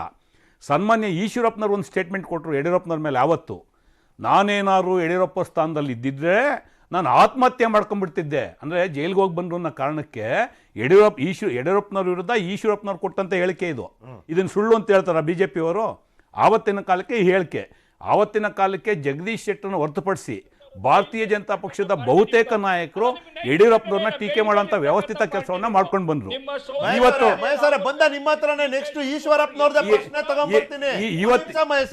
ಇವತ್ತಿರ್ತಕ್ಕಂಥ ಪ್ರಶ್ನೆ, ಕರ್ನಾಟಕದಲ್ಲಿ ಏನಕ್ಕೆ ಇವರು ಯಡಿಯೂರಪ್ಪನವ್ರನ್ನ ತುಳಿತಾ ಇದ್ದಾರೆ ಅಂತೇಳಿ ಬಹಳ ಸ್ಪಷ್ಟವಾಗಿ ಸಂಘ ಪರಿವಾರದ ಗುಂಪುಗಾರಿಕೆ ಏನಿದೆ. ಇವತ್ತು ಹೊಸಬಾಳೆ ಅವ್ರದ್ದು, ಮುಕುಂದ್ ಅವ್ರದ್ದು ಒಂದು ಗುಂಪು, ಸನ್ಮಾನ್ಯ ಸಂತೋಷ್ ಅವ್ರದ್ದು ಒಂದು ಗುಂಪು, ಭಾಗವತ್ ಅವ್ರದ್ದು ಇನ್ನೊಂದು ಗುಂಪು. ಈ ಮೂರೂ ಗುಂಪು ಸೇರಿಕೊಂಡು ಒಂದು ಗುಂಪು ಯಡಿಯೂರಪ್ಪನವ್ರ ಪರವಾಗಿದೆ, ಇನ್ನೊಂದು ಗುಂಪು ಯಡಿಯೂರಪ್ಪನವ್ರ ವಿರೋಧವಾಗಿದೆ, ಇನ್ನೊಂದು ಗುಂಪು ತಟಸ್ಥವಾಗಿದೆ. ಇದ್ರೂ ಸಹ ಇಲ್ಲಿ ಪ್ರಭಾವ ಬೀರ್ತಾ ಇದೆ. ಇವತ್ತು ಇಡೀ ದೇಶ ನೋಡ್ತಾ ಇದೆ ಯಾವ್ಯಾವ ಸಂದರ್ಭದಲ್ಲಿ ಸನ್ಮಾನ್ಯ ಸಂತೋಷ್ ಅವರು ಯಡಿಯೂರಪ್ಪನವರ ವಿಚಾರದಲ್ಲಿ ಹಸ್ತಕ್ಷೇಪ ಮಾಡ್ತಾವ್ರೆ. ಇದು ಒಂದು ಕಡೆ. ಇವತ್ತು ಬಂದಿರತಕ್ಕಂಥ ಪ್ರಶ್ನೆ, ಸ್ವತಃ ಬಸವರಾಜ ಬೊಮ್ಮಾಯಿರವರೇ ನಾಯಕತ್ವವನ್ನು ತಗೊಂಡು ಇವ್ರನ್ನ ಯಡಿಯೂರಪ್ಪನವ್ರನ್ನ ಸೈಡ್ಲೈನ್ ಮಾಡೋಂಥ ಕೆಲಸ ಆಗ್ತಾ ಇದೆ. ಇದು ಗುರುತರವಾದಂಥ ವಿಚಾರ. ಇವತ್ತು ಬಂದಿರತಕ್ಕಂಥ ಪ್ರಶ್ನೆಗೆ ಅವರೇನೋ ಆರ್ಕೆ ಉತ್ತರ ಕೊಟ್ಟಿದ್ದಾರೆ. ಯಾರು? ಬಸವರಾಜ ಬೊಮ್ಮಾಯಿರವರು. ಒಂದು ಕಮಿಟ್ಮೆಂಟ್ ಇಟ್ಕೊಂಡು ಬೀಂಗೆ ಸ್ಟೇಟ್ ಲೆವೆಲ್ ಲೀಡ್ರು ಯಡಿಯೂರಪ್ಪನವ್ರು ಹೇಳಿದ್ದಾರೆ, ಇಲ್ಲ ಇಲ್ಲ ಆ ಥರದ್ದು ಏನಿಲ್ಲ ಅಂತೇಳಿ ಅವರು ಒಂದು ಪ್ಯಾಚಪ್ ಮಾಡೋಂಥ ಕೆಲಸ ಪಕ್ಷನಿಷ್ಠೆ ಅವರ ಹೇಳಿಕೆನ ಪಕ್ಷನಿಷ್ಠೆ 100% ಯಡಿಯೂರಪ್ಪನವ್ರ ಹೇಳಿಕೆನ ನಾವು ಅನುಮಾನನೂ ಪಡೋದಿಲ್ಲ ಅಥವಾ ನಿರಾಕರಣೆನೂ ಮಾಡೋದಿಲ್ಲ. ಬೀಂಗ್ ಎ ಲೀಡರ್ ಅವ್ರ ಸ್ಟೇಟ್ಮೆಂಟ್ ಇಸ್ ಕರೆಕ್ಟ್. ಇಲ್ಲಿ ಪ್ರಶ್ನೆ ಇರ್ತಕ್ಕಂಥದ್ದು ಒಬ್ಬ ಮುಖ್ಯಮಂತ್ರಿಯಾಗಿ ಬಸವರಾಜ ಬೊಮ್ಮಾಯಿರವರು ಯಡಿಯೂರಪ್ಪನವ್ರನ್ನ ಹೆಂಗ್ ನಡೆಸ್ಕೊತಾ ಇದ್ದಾರೆ. ಇವತ್ತು ಇದೆಲ್ಲ ಕರೆಕ್ಟ್ ಆಗಿದ್ರೆ ಇವ್ರ ಪಕ್ಷದ MLC ಪ್ರಧಾನ ಕಾರ್ಯದರ್ಶಿ ರವಿಕುಮಾರ್ ಯಾಕೋಗ ಅವನ್ನ ಪ್ಲೀಸ್ ಮಾಡಿ ರಿಕ್ವೆಸ್ಟ್ ಮಾಡಿ ತಪ್ಪಾಯ್ತು ಅಂತ ಕ್ಷಮೆ ಕೇಳಿ ಕರ್ಕೊಂಬರ್ಬೇಕಾಗಿತ್ತು. ಪ್ರಶ್ನೆ ಇರ್ತಕ್ಕಂಥದ್ದು ಮಾಡಿರೋ ತಪ್ಪನ್ನು ಒಪ್ಕೋಬೇಕು. ಉಗ್ರಾಣ ಮಂಡಳಿ ಒಂದ್ ನಿಮಿಷ, ಉಗ್ರಾಣ ಮಂಡಳಿಯ ಒಂದು ಬೇಡಿಕೆ ಬರುತ್ತೆ. ಯಾಕೆ ಹೇಳಿದೆ ಅಂದ್ರೆ ಅದು ಶಿಕಾರಿಪುರದ್ದು ಬಳಿಗಾರು.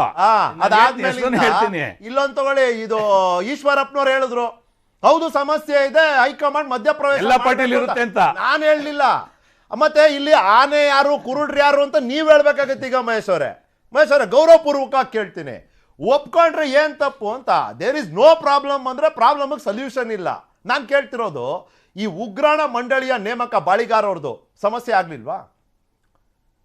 ನೋಡಿ, ನಿಮ್ಗೆ ಒಂದು ವಿಷಯ ಹೇಳ್ತೀನಿ. ಪ್ಲೀಸ್ ನೋಡಿ, ಸರ್ಕಾರದ ಯಾವುದೋ ಸಣ್ಣ ಪುಟ್ಟ ಈ ತರದವರು ಯಾವುದೋ ಒಂದು ಬೋರ್ಡ್ ವಗೇರಕ್ಕೋಸ್ಕರ ಇಷ್ಟೆಲ್ಲ ಚರ್ಚೆ ಮಾಡ್ತಕ್ಕಂತ ಒಂದು ಅಷ್ಟೊಂದು ಆಯ್ತು ಬಿಡಿ.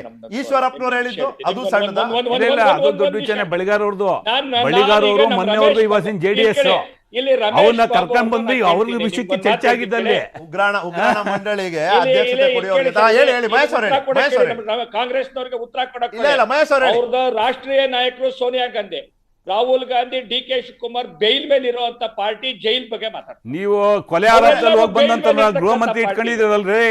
ಅಲ್ಲ, ಈ ದೇಶದ ಗೃಹ ಮಂತ್ರಿ ಯಾರ್ರಿ? ಜೈಲು ಕೊಲೆ ಆರೋಪದಲ್ಲಿ ಜೈಲ್ಗೆ ಹೋಗಿ ಬಂದವರು.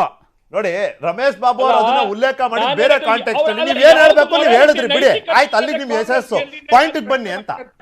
ಅಲ್ಲ ಮಹೇಶ್ ಅವರೇ, ನೀವು ಪಾಯಿಂಟ್ ಬನ್ನಿ, ನೀವ್ ಏನ್ ಹೇಳ್ಬೇಕು ಹೇಳಾಯ್ತು, ಪಾಯಿಂಟ್ ಬನ್ನಿ. ಸರ್ದಾರ್ ಪಟೇಲ್ ನಿಮ್ಗೆ ಬಹಿಷ್ಕಾರ ಹಾಕಿದ್ದು ಇತಿಹಾಸ ನನಗೆ ಹೇಳ್ಕೊಳ್ಬೇಡಿ. ರಮೇಶ್ ಬಾಬು ಅವ್ರು ಈಲ್ಡು ಆಗ್ಬಾರ್ದು, ಡಿವೇಟ್ ಆಗ್ಬಾರ್ದು. ಮಹೇಶ್ ಅವರೇ ಗೌರವ ಇದೆ ಅಂತೀರಾ, ನೀವು ಟು ದ ಪಾಯಿಂಟ್ ಮಾತಾಡ್ತಾ ಇಲ್ಲಪ್ಪ. ಎಲ್ಲಿಗೆ ಹೋದ್ರಿ ನೋಡಿ ನೀವು? ನಾಚಿಕೆ ಆಗಲ್ವಾ? ಅಲ್ಲ ಬಿಡಿಯಪ್ಪ, ಅಲ್ಲ ನೀವು ಟು ದ ಪಾಯಿಂಟ್ ಇರಿ ನೀವು. ಅಲ್ಲ, ಸೋನಿಯಾ ಗಾಂಧಿ ರಾಹುಲ್ ಗಾಂಧಿ ಯಾಕೆ ತರ್ತೀರಿ? ಪ್ರಶ್ನೆ ಇರೋದು ಯಡಿಯೂರಪ್ಪನವ್ರ ಬಗ್ಗೆ, ಸಮಸ್ಯೆ ಬಗ್ಗೆ ಈಶ್ವರಪ್ಪನವ್ರು ಏನ್ ಹೇಳಿದ್ರು ಅಂತ. ಆ ಪ್ರಶ್ನೆಗೆ ಉತ್ತರ ಕೊಡಿ. ಅಲ್ಲ ನಿಖಿಲ್, ಈಶ್ವರಪ್ಪ ನೀವು ಕೇಳಿರ್ತಕ್ಕಂಥ ಪ್ರತಿಯೊಂದು ಪ್ರಶ್ನೆಗೂ ಉತ್ತರ ಕೊಡ್ತೀನಿ. ನನಗೆ ಉತ್ತರ ಬೇಕಿರ್ತಕ್ಕಂಥದ್ದು, ನಾನು ಹೇಳ್ತೀನಿ ಕೇಳಿ. ಪಟೇಲ್ರನ್ನ ಈ ತರ ನಡೆಸ್ಕೊಳ್ತಾರೆ.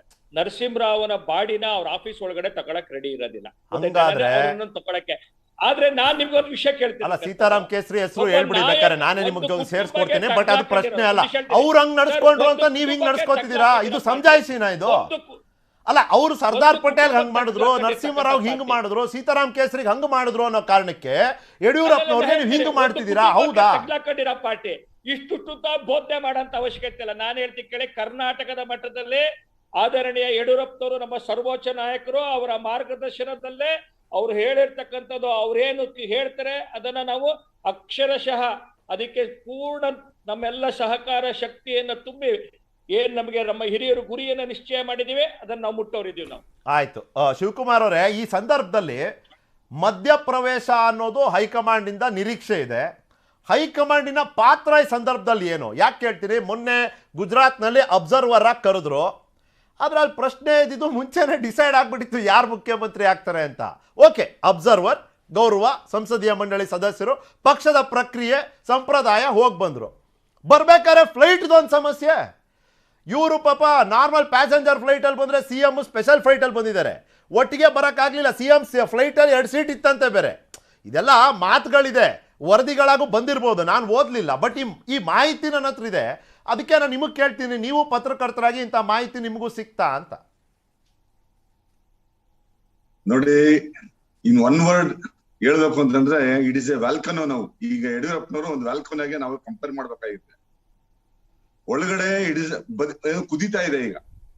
ಇವರು ಆದಷ್ಟು ಬೇಗನೆ, ಯಾಕಂದ್ರೆ ಯಡಿಯೂರಪ್ಪನವ್ರಿಗೆ ಸ್ಪೆಷಲ್ ಫ್ಲೈಟ್ ಅಲ್ಲಿ ಕರ್ಕೊಂಡು ಹೋಗ್ಲಿಲ್ಲ ಅನ್ನೋದು ವಿಚಾರ ಮಾಡೋದಕ್ಕಿನ್ನು ಯಡಿಯೂರಪ್ಪನವರಿಂದನೇ ಅವ್ರು ಸ್ಪೆಷಲ್ ಫ್ಲೈಟ್ ಅಲ್ಲಿ ಹೋಗಂಗ ಆದ್ರು. ಯಾರು? ಬೊಮ್ಮಾಯಿ ಅವರು. ಅದನ್ನ ನಾನು ಹೇಳಕ್ ಇಷ್ಟಪಡ್ತೀನಿ. ಯಾಕಂತಂದ್ರೆ ಈ ವ್ಯಾಲ್ಕೋನ ಯಾವ ತರ ಕಂಟೈನ್ ಮಾಡ್ಬೇಕು, ಯಾವ ತರ ಶಮನ ಮಾಡ್ಬೇಕು ಅನ್ನೋದ್ರ ಬಗ್ಗೆ ಈಗ ಬಹಳ ಫೋಕಸ್ಡ್ ಆಗಿರ್ಬೇಕು. ಒಂದು BJP immediately they should resolve their internal differences. ಇಲ್ಲಾಂದ್ರೆ ಯಾಕಂದ್ರೆ ಈಗೇನು ಚುನಾವಣೆಗೆ ಜನವರಿ ಆಗಿದ ತಕ್ಷಣ ಕಾವು ಜಾಸ್ತಿ ಆಗುತ್ತೆ, ಚುನಾವಣೆ ಕಾವು ಜಾಸ್ತಿ ಆಗುತ್ತೆ, ಅದರಲ್ಲಿ ವ್ಯಾಲ್ಕೋನೋ ಕಾವು ಜಾಸ್ತಿ ಆದ್ರೆ ಇವ್ರಿಗೆ ತೊಂದರೆ ಆಗೋದು, ಅದ್ರ ಡಿಸಾಸ್ಟರ್ ಆಗೋದು ಅವ್ರಿಗೆ ಮಾತ್ರ. ಹಂಗಾಗಿ ಈ ಡಿಸಾಸ್ಟರ್ ಆಗದೆ ಇರೋದಕ್ಕೆ ಇವತ್ತು ಹೈಕಮಾಂಡ್ ಅವರು ಅಬ್ಸರ್ವರ್ ಕರ್ಸಿರ್ಬೋದು, ಅದೊಂದು ಗೌರವ ಇಲ್ಲ ಅಂತಲ್ಲ. ಬಟ್ ಏನಂತಂದ್ರೆ ನೀವ್ ಹೇಳ್ದಂಗೆ ಚೀಫ್ ಮಿನಿಸ್ಟರ್ ಅಂತ, ಹಂಗಾಗಿ ಇವತ್ತು ಕರೆದಿದ್ದಾರೆ, ಒಂದು ಗೌರವ ಮಾಡಿದ್ದಾರೆ. ಆದ್ರೆ ಯಡಿಯೂರಪ್ಪನವ್ರನ್ನ ನಡೆಸ್ಕೊಳ್ಳೋ ರೀತಿ ಏನಿದೆ ಇವತ್ತು ಪ್ರತಿಯೊಬ್ರು ಅಪೋಸಿಷನ್ ಪಾರ್ಟಿ ಎಲ್ಲ, ರೂಲಿಂಗ್ ಪಾರ್ಟಿ ಎಲ್ಲ, ಪ್ರತಿಯೊಬ್ರು ಗಮನಿಸ್ತಾ ಇದ್ದಾರೆ. ಯಾಕಂತಂದ್ರೆ ಈ ಹಿಂದೆ ಏನಾಗಿತ್ತು, ಸೀನಿಯರ್ ಲೀಡರ್ಸ್ ಮುರಳಿ ಮನೋಹರ್ ಜೋಶಿ ಇರ್ಬೋದು, ಅಡ್ವಾಣಿ ಅವ್ರಿಗೆ ಇರ್ಬೋದು, ಇದನ್ನೆಲ್ಲಾನು ಬಿಜೆಪಿ ಮೊನ್ನೆ ನಿತಿನ್ ಗಡ್ಕರಿ ಅವರು ಹೇಳಿದ್ದಾರೆ. ಮಹೇಶ್ ಅವರೇ ಶಿವಕುಮಾರ್ ಅವರು ಏನ್ ಹೇಳ್ತಿದ್ದಾರೆ ಅದು ನಿಮ್ಮ ಪಕ್ಷದ ಹಿತದೃಷ್ಟಿಯಿಂದ ಹೇಳ್ತಿರುವಂತದ್ದು. ಇಲ್ಲಿ ಏನಾಗಿದೆ ಅವ್ರು ಬಹಳ ಚೆನ್ನಾಗಿ ಹೇಳಿದ್ರು, ಒಗ್ಗಟ್ಟಾದ ಕಾಂಗ್ರೆಸ್ಗಿನ್ನ ಮುನಿಸ್ಕೊಂಡಂತ BS ಯಡಿಯೂರಪ್ಪನವರು ಬಿಜೆಪಿಗೆ ಮಾರಕ ಸವಾಲು ಅಲ್ಲ. ಅದಾಯ್ತು ಅಲ್ಲ, ನೀವು ಇವಾಗ ನೀವು ಬಿಡ್ತೀರಾ ಅವಕಾಶನ? ಒಂದು ವೇದಿಕೆ ಕಾರ್ಯಕ್ರಮದಲ್ಲಿ DK ಶಿವಕುಮಾರ್ ಅವರು ಸಿದ್ದರಾಮಯ್ಯ ಅವರ ಹೆಸರನ್ನ ಉಲ್ಲೇಖಿಸಲಿಲ್ಲ ಭಾಷಣದ ಸಂದರ್ಭದಲ್ಲಿ, ಸಿದ್ದರಾಮಯ್ಯನವರು DK ಶಿವಕುಮಾರ್ ಅವರ ಹೆಸರನ್ನ ಉಲ್ಲೇಖಿಸಲಿಲ್ಲ. ನೀವು ಬಿಡ್ತೀರಾ ಇದನ್ನ? ನೀವು ಪ್ರಶ್ನೆ ಮಾಡ್ತೀರಿ. ಇವತ್ತು ರಮೇಶ್ ಬಾಬು ಅವರು ಇದನ್ನ ಪ್ರಶ್ನೆ ಮಾಡಿ ಮಾತಾಡಿದ್ರೆ ಏನ್ ತಪ್ಪು? ಇಲ್ಲಿ ನಾನು ನಿಮ್ಗೆ ಒಂದ್ ವಿಷಯ ಹೇಳ್ತೀನಿ ಕೇಳಿ. ಶಿವಕುಮಾರ್ ಅವರು ಇಲ್ಯೂಷನ್ ಅಲ್ಲಿ ಮಾತಾಡ್ತಿದ್ದಾರೆ ಅಂತ ಹೇಳ್ತಿದ್ದಾರೆ. ನನಗೆ ಬಹಳ ಡ್ಯೂ ರೆಸ್ಪೆಕ್ಟ್ ಇದೆ ಅವ್ರ ಬಗ್ಗೆ. ಅರೆ ನಿಮ್ ಪಕ್ಷದ ಒಳ್ಳೇದಕ್ಕೆ ಹೇಳ್ತಿದ್ದಾರೆ, ನೀವು ಇಲ್ಯೂಷನ್ ಅನ್ಬಿಟ್ರೆ ಪಕ್ಷದ ಒಳ್ಳೇದೇ ಇಲ್ಯೂಷನ್ ಆಗ್ಬಿಡ್ತಾ? ಹೇಳ್ತೀನಿ ಯಾವ್ದಕ್ಕೆ ಇಲ್ಯೂಷನ್ ಅಂತ ನಾನು ಹೇಳ್ತಾ ಇದೀನಿ ಕೇಳಿ. ಯಾವ್ದಕ್ಕೆ ಇಲ್ಯೂಷನ್? ಆಂತರಿಕವಾಗಿ ಪಾರ್ಟಿ ಒಳಗಡೆ ಏನೋ ತುಂಬಾ ಪರಸ್ಪರ ಆಕ್ರೋಶ ಇದೆ ಅಂತ ಅವ್ರೇನ್ ಭಾವಿಸ್ತಾ ಇದ್ದಾರೆ. ನಮ್ಮ ಪೊಲಿಟಿಕಲ್ ಸಿಸ್ಟಮ್, ನಮ್ಮ ಕಾರ್ಯವೈಖರಿನೇ ಹೀಗೆ ಸರ್. ನಮ್ಮ ಕಾರ್ಯವೈಖರಿ ಗೊತ್ತಿಲ್ಲದೆ ಆಚೆ ದೂರ ನಿಂತ್ಕೊಂಡ್ಬಿಟ್ಟು ಇವತ್ತಿನ ಕಾಂಟ್ರಪ್ರರಿ ರಾಜಕಾರಣಕ್ಕೆ ಬೇಕಾಗಿರ್ತಕ್ಕಂಥ ವಿಶ್ಲೇಷಣೆ ನಾವು ಮಾಡ್ಬೇಕು. ನಾವು ಆಚೆ ದೂರ ಕೂತ್ಕೊಂಡ್ಬಿಟ್ಟು ನಾವು ಪ್ರಿಸಮ್ ಅದಕ್ಕೆ ನಾವು ಅಭಿಪ್ರಾಯ ಕೊಡೋದಿಲ್ಲ ಸರ್. ಅದಕ್ಕೆ ಬರೀ ಪ್ರಶ್ನೆ ಕೇಳೋದು. ಅಲ್ಲ ಮಹೇಶ್ ನೀವು ನಿಮ್ಮ ಅನುಭವನ ನಾನು ಪ್ರಶ್ನೆ ಮಾಡೋದಿಲ್ಲ, ನಿಮ್ಮ ಪಕ್ಷ ನಿಷ್ಠೆನ ನಾನು ಪ್ರಶ್ನೆ ಮಾಡೋದಿಲ್ಲ, ಪಕ್ಷದಲ್ಲಿ ನಿಮ್ಮ ಸ್ಥಾನನ ಪ್ರಶ್ನೆ ಮಾಡೋದಿಲ್ಲ. ಆದ್ರೆ ಪ್ರಶ್ನೆ ಮಾಡ್ತಿರೋದು ಇದನ್ನ, BSY ಮುಕ್ತ ಬಿಜೆಪಿ ಅಭಿಯಾನ ನಡೀತಿದ್ಯಾ ಅಂತ.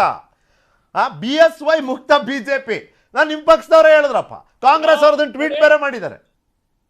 ನೋಡಿ, ನೀವು ಯಾರು ಬೇಕಾದ್ರೆ 100 ನೆರೇಟಿವ್ ಅನ್ನ ಮಾಡಿ, 100 ಬೇರೆ ಬೇರೆ ತರ ವಿಶ್ಲೇಷಣೆ ಮಾಡಿ, ಯಾವ ತಾವು ಅಭಿಪ್ರಾಯ ಏನಿದೆ ಅದು ಸತ್ಯ ಅಲ್ಲ. ನಮಗೆ ಗೊತ್ತಿದೆ ನಮ್ಮ ಶಕ್ತಿ ಸಾಮರ್ಥ್ಯ, ನಮ್ಮ ಸಂಘಟನೆ. ನಾವ್ ಹೇಳ್ತೀವಿ ಕೇಳಿ, ಆದರಣೀಯ ನರೇಂದ್ರ ಮೋದಿ ಅವರು ಮತ್ತೆ ಆದರಣೀಯ BS ಯಡಿಯೂರಪ್ಪನವರು ಅವರ ಮಾರ್ಗದರ್ಶನದಲ್ಲಿ ಕರ್ನಾಟಕದಲ್ಲಿ ಬರ್ತಕ್ಕಂಥ ಚುನಾವಣೆಗೆ ನಾವು ಹೋಗೋರಿದ್ದೀವಿ. ಇದಕ್ಕೋಸ್ಕರ ನಮ್ಮ ಸಂಘರ್ಷ, ನಮ್ಮ ಹೋರಾಟ, ನಮ್ಮ ಎಲ್ಲ ಶಕ್ತಿ ಸಾಮರ್ಥ್ಯ ಎಲ್ಲವನ್ನೂ ಕೊಡೋರಿದ್ದೀವಿ ನಾವು. ನಮ್ದು ಏನು ಒಂದು ಲೀಪ್ ಜಂಪ್ ಆಗ್ಬೇಕಾಗಿದೆ. ಏನ್ ಕರ್ನಾಟಕಕ್ಕೆ ದೊಡ್ಡದಾದಂತ 150ರ ಗಡಿಯನ್ನ ನಿಶ್ಚಯ ಮಾಡಿರ್ತಕ್ಕದ್ದು ಅದನ್ನ ನಾವು ಮಾಡಲೇಬೇಕಾಗಿದೆ, ಮಾಡೇ ಮಾಡ್ತೀವಿ. ದಕ್ಷಿಣ ಭಾರತದಲ್ಲಿ 2ನೇ ರಾಜ್ಯವಾಗಿ ನಾವೇನಿದೆ, ಪಾಂಡಿಚೇರಿ ನಮ್ಮ ಅಧಿಕಾರ ಇದೆ. ಪಾಂಡಿಚೇರಿ ಬಿಟ್ಟು ಕರ್ನಾಟಕದಲ್ಲಿ ನಾವಿದ್ದೇವೆ. ಕರ್ನಾಟಕದ ಮುಖಾಂತರ ಇಡೀ ದಕ್ಷಿಣ ಭಾರತವನ್ನ ನಾವು ವಿಸ್ತಾರವನ್ನ ಮಾಡೋರಿದ್ದೀವಿ ನಾವು. ಕರ್ನಾಟಕದಲ್ಲಿ ಒಬ್ಬ ಕಾರ್ಯಕರ್ತ, ಒಬ್ಬ ಶ್ರೇಷ್ಠ ನಾಯಕತ್ವ ಹೇಗೆ ರೋಲ್ ಮಾಡಲ್ ಇರ್ಬೇಕು ಅಂತ ಅದನ್ನ ಪ್ರದರ್ಶನ ಮಾಡ್ತಕ್ಕಂಥ ಆದರ್ಶದ ನಡೆ ನಮ್ಗೆ ಯಡಿಯೂರಪ್ಪನವ್ರು ಮಾಡಿ ತೋರಿಸ್ತಾ ಇದ್ದಾರೆ. ನಮ್ಗೆ ಯಾವ್ದು ಸಮಸ್ಯೆ ಇಲ್ಲಪ್ಪ. ಸಮಸ್ಯೆ ಇರ್ತಕ್ಕಂಥ ಹೋಗ್ಲಿ. ಅಲ್ಲ, ನಾನು ಅವಾಗ್ಲೇ ಕೇಳಿದ ಒಂದು ಪ್ರಶ್ನೆಗೆ ಒಂದು ಉತ್ತರ ಕೊಟ್ಬಿಡಿ ಮಹೇಶ್ ಅವರೇ. ಈಶ್ವರಪ್ಪನವ್ರು ಹೇಳಿದ್ರಲ್ಲ, ಈಶ್ವರಪ್ಪನವರು ನಿಮ್ ಪಕ್ಷದವ್ರೆ ತಾನೆ? ಅವ್ರದ್ದು ಹಿರಿಯರೇ ಇದ್ದಾರೆ, ಅವರ ನಾಯಕತ್ವಕ್ಕೂ ಕೂಡ ಒಂದು ಮನ್ನಣೆ ಇದೆ ತಾನೆ? ಅವ್ರು ಹೇಳ್ತಾರೆ ಹೈಕಮಾಂಡ್ ಮಧ್ಯಪ್ರವೇಶ ಮಾಡಬೇಕು ಅಂತ. ಕೇಳಿ, ಸ್ವಲ್ಪ ಇನ್ನೊಂದ್ಸತಿ ರಿಪೀಟ್ ಮಾಡಿ, ಕೇಳಿಸ್ತಾ ಇಲ್ಲ. ಈಶ್ವರಪ್ಪನವ್ರು ಹೇಳಿದ್ರು ಮಧ್ಯಪ್ರವೇಶ ಮಾಡಬೇಕು ಕೇಂದ್ರ ನಾಯಕತ್ವ, ಸಮಸ್ಯೆಗಳಿದೆ ಅಂತ ಒಪ್ಕೊಂಡಿದ್ದಾರೆ ಈಶ್ವರಪ್ಪನವರು. ನೋಡಿ, ಈಶ್ವರಪ್ಪನವರು ಯಾವ ದೃಷ್ಟಿಕೋನದಲ್ಲಿ ಹೇಳಿದ್ದಾರೆ ಗೊತ್ತಿಲ್ಲ. ಈಶ್ವರಪ್ಪನವರು ಕೂಡ ನಮ್ಮ ಪಕ್ಷದ ಹಿರಿಯ ನಾಯಕರು. ನಮ್ಮ ಪಕ್ಷಕ್ಕೆ ಕಾಲಕಾಲಕ್ಕೆ ಪಕ್ಷದ ಸಂಘಟನೆ, ಪಕ್ಷದ ವಿಚಾರವಾಗಿ ನಮ್ಮ ಬೆಳವಣಿಗೆ ಬೇಕಾದಂಥದ್ದು, ಈ ತರದ ಅನೇಕ ಸಂಗತಿಗಳನ್ನ ಪಕ್ಷದೊಳಗಡೆ ಹೇಳಕ್ಕೆ ಅವಕಾಶ ಇದೆ. ನಮ್ಮನೆ ಆಂತರಿಕ ಪ್ರಜಾಪ್ರಭುತ್ವಕ್ಕೆ ತುಂಬಾ ಶಕ್ತಿ ಮತ್ತೆ ಒತ್ತನ್ನ ಕೊಟ್ಟಿರ್ತಕ್ಕಂಥದ್ದು. ನಾವ್ ಯಾವ್ದೋ ಒಂದು ಡೈನೆಸ್ಟಿಗೆ, ಒಂದು ಕುಟುಂಬಕ್ಕೆ ತಗ್ಲಾಕೊಂಡು ಹೈಕಮಾಂಡ್ ಕಲ್ಚರ್ಗೋಸ್ಕರ ಅಲ್ಲಿಂದ ಬಂದಿದ್ದೆಲ್ಲ ಇಂದಿರಾ ಅಂದ್ರೆ ಇಂಡಿಯಾ ಅನ್ನೋ ಅಂತ ಮನಸ್ಥಿತಿಯವ್ರಂತಲ್ಲ.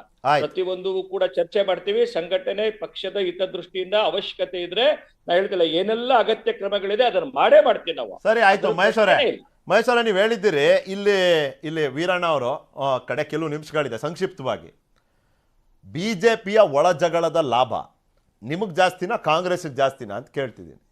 ಇರುತ್ತಾ ಅಂತ ಕೇಳ್ತಿದ್ದೀನಿ. ಖಂಡಿತ ಇರುತ್ತೆ, ಅದನ್ನ ಕಾಯ್ದು ನೋಡ್ಬೇಕಾಗತ್ತೆ. ಆಮೇಲೆ ಏನೀಗ ತಾವೆಲ್ಲ ಹೇಳಿದಿರ, ಎಲ್ಲ ಹೇಳಿರೋದು ಸರಿ ಇದೆ. ಈಗ ಏನು ಯಡಿಯೂರಪ್ಪನ ಮೂಲೆ ಗುಂಪು ಮಾಡಿರೋದು ಕಾಣಿಸ್ತಾ ಇದೆ. ಸರ್, ನಾನು ಹೇಳಲಿಲ್ಲ, ನಾನು ಬರೀ ಕೇಳೋದಷ್ಟೇನೆ, ಹೇಳೋದು ನೀವುಗಳೆಲ್ಲ, ನಾವು ಚರ್ಚೆ ಆಗ್ತಾ ಇರೋದು. ಹೌದು, ಸರಿ ಇದೆ. ಈಗ ನಿನ್ನೆ ಕೊಪ್ಪಳದಲ್ಲಿ ಏನು ಉದ್ಘಾಟನೆಗೆ ಸರ್ಕಾರದಿಂದ ಆಗಿರಲಿ ಪಕ್ಷದ ಕಾರ್ಯಕ್ರಮ ಆಹ್ವಾನ ಇಲ್ಲ. JP ನಡ್ಡಾ ಅವರು ರಾಷ್ಟ್ರೀಯ ಅಧ್ಯಕ್ಷರು ಕರೆಯ ಮೇರೆಗೆ ಸಪ್ರೇಟ್ ಹೆಲಿಕಾಪ್ಟರಲ್ಲಿ ಹೋಗಿದ್ದಾರೆ ಯಡಿಯೂರಪ್ಪ ಅವರು. ಈ ರೀತಿ ಅಂದರೆ ಮೊದಲು ಮುಖ್ಯಮಂತ್ರಿ ಯಡಿಯೂರಪ್ಪ ಅವರು ಜೊತೆಲಿ ಓಡಾಡ್ತಾ ಇದ್ರು, ಇವತ್ತು ಸಪ್ರೇಟ್ ಓಡಾಡ್ತಾ ಇದ್ದಾರೆ ಅಂದರೆ ಆಂತರಿಕವಾಗಿ ಎಷ್ಟು ಭಿನ್ನಾಭಿಪ್ರಾಯ ಇದೆ ಎಲ್ಲರಿಗೂ ಜನತೆಗೆ ಗೊತ್ತಾಗಿದೆ ಇವತ್ತು. ಅಂದರೆ ಅಲ್ಲ, ಈಗ ಅವ್ರು ಹೇಳ್ಬೋದಲ್ಲ, ಮುಖ್ಯಮಂತ್ರಿಗೆ ಅವ್ರದೇ ಆದಂತ ಕೆಲಸ ಇದೆ, ಯಡಿಯೂರಪ್ಪನವ್ರಿಗೆ ಅವ್ರದೇ ಆದಂತ ಕೆಲಸ ಇದೆ, ಏನ್ ದಿನ ಜೊತೆಗೆ ಇರ್ಬೇಕಂತ ಕೇಳಿ ಒಂದು ಜಾಗದಿಂದ ಒಂದೇ ಜಾಗಕ್ಕೆ ಹೋಗ್ಬೇಕಾದ್ರೆ ಮೊದಲೆಲ್ಲ ಜೊತೆಲಿ ಓಡಾಡ್ತಾ ಇದ್ದವರು ಇತ್ತೀಚೆಗೆ ಒಂದ್ 2-3 ದಿನದಿಂದ ಆ ರೀತಿ ಆಗಿದ್ದಾರೆ. ಇಲ್ಲಿದೆ ಸಂಶಯ ಅಂತೀರಿ? ಹೌದು, ಖಂಡಿತವಾಗ್ಲು. ಅವ್ರನ್ನ ಕರ್ಕೊಂಡು ಹೋಗ್ಬೋದಾಗಿತ್ತು ಅಂತೀರಿ? ಹೌದು. ಆಮೇಲೆ ಒಬ್ಬೊಬ್ರೆ ಕೂಡ ಸಪರೇಟ್ ಹೆಲಿಕಾಪ್ಟರ್ ಹೋಗ್ತಾ ಇದ್ದಾರೆ. ಈ ರೀತಿ ಎಲ್ಲ ನಡೀತಾ ಇದೆ. ಆಮೇಲೆ ಇದು ಇವ್ರಿಗೆ ನೆಕ್ಸ್ಟ್ ಏನು ನಮ್ಮ ವಿಧಾನಸಭಾ ಚುನಾವಣೆ ಇದೆ, ಖಂಡಿತವಾಗಲೂ ಯಡಿಯೂರಪ್ಪರ ಮುನಿಸು ಇಲ್ಲ ಅವ್ರನ್ನ ಏನು ಮೂಲೆ ಗುಂಪು ಥರ ಮಾಡಿದ್ದಾರೆ, ಇದು ಖಂಡಿತ ಬಿಜೆಪಿಗೆ ಮುಳುವಾಗುತ್ತೆ. ಈಗಾಗಲೇ ಬಿಜೆಪಿ ಬಂದು ಡೌನ್ಫಾಲ್ ಅಲ್ಲಿ ಇದೆ, ಡಿಕ್ಲೈನಿಂಗ್ ಟ್ರೆಂಡ್ ಅಲ್ಲಿ ಇದೆ. ಏನು MCD ರಿಸಲ್ಟ್ ನೋಡಿದ್ವಿ, ಮತ್ತೆ ಹಿಮಾಚಲ್ ಪ್ರದೇಶ ನೋಡಿದ್ವಿ, ಎಲ್ಲಾ ಕಡೆ. ಅದಲ್ದೇ ಉತ್ತರ ಪ್ರದೇಶ ಇರ್ಬೋದು, ಬಿಹಾರ್ ಬೈ ಎಲೆಕ್ಷನ್ ಇರ್ಬೋದು, 8ರಲ್ಲಿ 1-2 ಸ್ಥಾನ ಗೆದ್ದಿದ್ದಾರೆ. ಅದು ಬಿಟ್ರೆ ಎಲ್ಲಾ ಕಡೆನೂ ಕೂಡ ಅವರಿಗೆ ಅವನತಿ ಶುರುವಾಗಿದೆ. ಕರ್ನಾಟಕದಲ್ಲೂ ಕೂಡ ಅದೇ ರೀತಿ ಏನು ಈಗ ಆಂತರಿಕ ಒಳ ಜಗಳ ಇದೆ, ಇದೆಲ್ಲ ಇದರಿಂದ ಬಿಜೆಪಿ ಸ್ಥಾನಗಳು ಕಳ್ಕೊಂತವೆ. ಇಲ್ಲಿ ಈ ಚರ್ಚೆ ವಿಷಯದಲ್ಲಿ ಲಾಸ್ಟ್ ವರ್ಡ್ ರಮೇಶ್ ಬಾಬು ಅವರೇ, ಈಗ ಏನಾಗುತ್ತೆ, ನಿಮ್ಮ ಭಿನ್ನಾಭಿಪ್ರಾಯ ನಿಮ್ಮ ಪಕ್ಷದ ಪರಿಸ್ಥಿತಿಗೆ ಅಲ್ಲಿಗೆ ಹೋಲಿಕೆ ಮಾಡಿದ್ರೆ ಹೋಲಿಕೆ ಮಾಡಬೇಡ ಅಂತಾರೆ, ಬಟ್ ಹೋಲಿಕೆ ಮಾಡುವಂತ ಪರಿಸ್ಥಿತಿಗಳಿದೆ. ನೀವು ಅದನ್ನು ನಿಮ್ಮ ಪಕ್ಷ ನೀವು ಒಪ್ತಿರೋ ಇಲ್ವೋ? ಬಟ್ ಈ ಚರ್ಚೆಯ ಸಾರಾಂಶ ನಿಮ್ಮ ಮಾತ್ರ. ಜುಲೈ 2021ರಲ್ಲಿ ಸನ್ಮಾನ್ಯ ಬಸವರಾಜ ಬೊಮ್ಮಾಯಿರವರು ಮುಖ್ಯಮಂತ್ರಿ ಸ್ಥಾನವನ್ನು ಅಲಂಕರಿಸಿದ ದಿನದಿಂದ ಇಲ್ಲಿಯವರೆಗೆ ಹಲವಾರು ವ್ಯತ್ಯಾಸಗಳು ನಿರಂತರವಾಗಿ ನಡೀತಾ ಇದೆ. ನೀವು ಕ್ಯಾಬಿನೆಟ್ ಎಕ್ಸ್ಪ್ಯಾನ್ಷನ್ ಇರ್ಬೋದು, ಆಗಲೇ ಇಲ್ವಲ್ಲ? ಅಲ್ಲ, ಅವಾಗ ಇಮಿಡಿಯೇಟ್ ಅವ್ರು ಮುಖ್ಯಮಂತ್ರಿ ಆದಾಗ ಕ್ಯಾಬಿನೆಟ್ ರಚನೆ ಮಾಡೋಂಥ ಸಂದರ್ಭದಲ್ಲಿ ಸುಮಾರು 25 ದಿವಸ ಅವ್ರು ಕ್ಯಾಬಿನೆಟ್ ರಚನೆ ಮಾಡೋಕ್ಕಾಗಲೇ ಇಲ್ಲ. ಒಂದು ಕಡೆ ಯಡಿಯೂರಪ್ಪನನ್ನು ಬ್ಯಾಲೆನ್ಸ್ ಮಾಡಬೇಕಾಯಿತು, ಇನ್ನೊಂದು ಕಡೆ ಸಂಘ ಪರಿವಾರ ಬ್ಯಾಲೆನ್ಸ್ ಮಾಡಬೇಕಾಯಿತು, ಇನ್ನೊಂದು ಕಡೆ ಪಾರ್ಟಿ ಬ್ಯಾಲೆನ್ಸ್ ಮಾಡಬೇಕಾಯಿತು. ಇವೆಲ್ಲದರ ಮಧ್ಯೆ ಕಳೆದ ವಾರದಲ್ಲಿ ಸಂಘ ಪರಿವಾರದ ಪ್ರಮುಖರು ಬಸವರಾಜ ಬೊಮ್ಮಾಯಿಯನ್ನು ಭೇಟಿ ಮಾಡಿರ್ತಕ್ಕಂಥದ್ದು, ಹಲವಾರು ಸೂಚನೆ ಕೊಟ್ಟಿರ್ತಕ್ಕಂಥದ್ದು, ಅದಾದಮೇಲೆ ಆಗಿರ್ತಕ್ಕಂಥ ಬೆಳವಣಿಗೆ. ಆ ಸೂಚನೆ ಹೋದ್ಮೇಲೆ ಯಡಿಯೂರಪ್ಪನವ್ರನ್ನ ಬೇಕಂತ ಕಾರ್ಯಕ್ರಮಕ್ಕೆ ಕರೆದಿಲ್ಲ ಅನ್ನೋಂಥದ್ದು, ನಡ್ಡಾ ಅವರ ಕಾರ್ಯಕ್ರಮಕ್ಕೆ ಉದ್ದೇಶಪೂರ್ವಕವಾಗಿ ಅವನ್ನ ನಿರ್ಲಕ್ಷ್ಯ ಮಾಡಿದ್ದಾರೆ ಅನ್ನೋದು.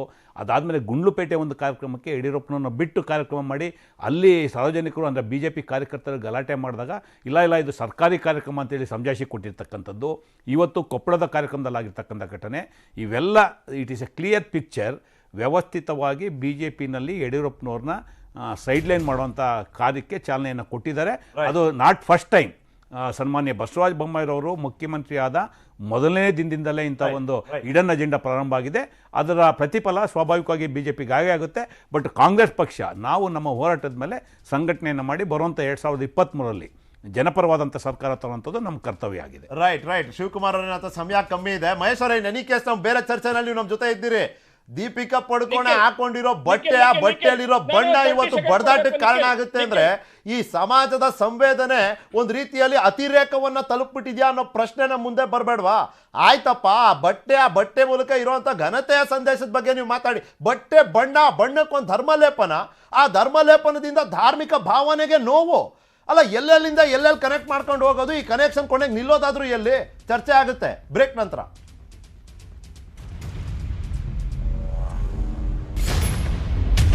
ನನ್ನ ಪ್ರಶ್ನೆ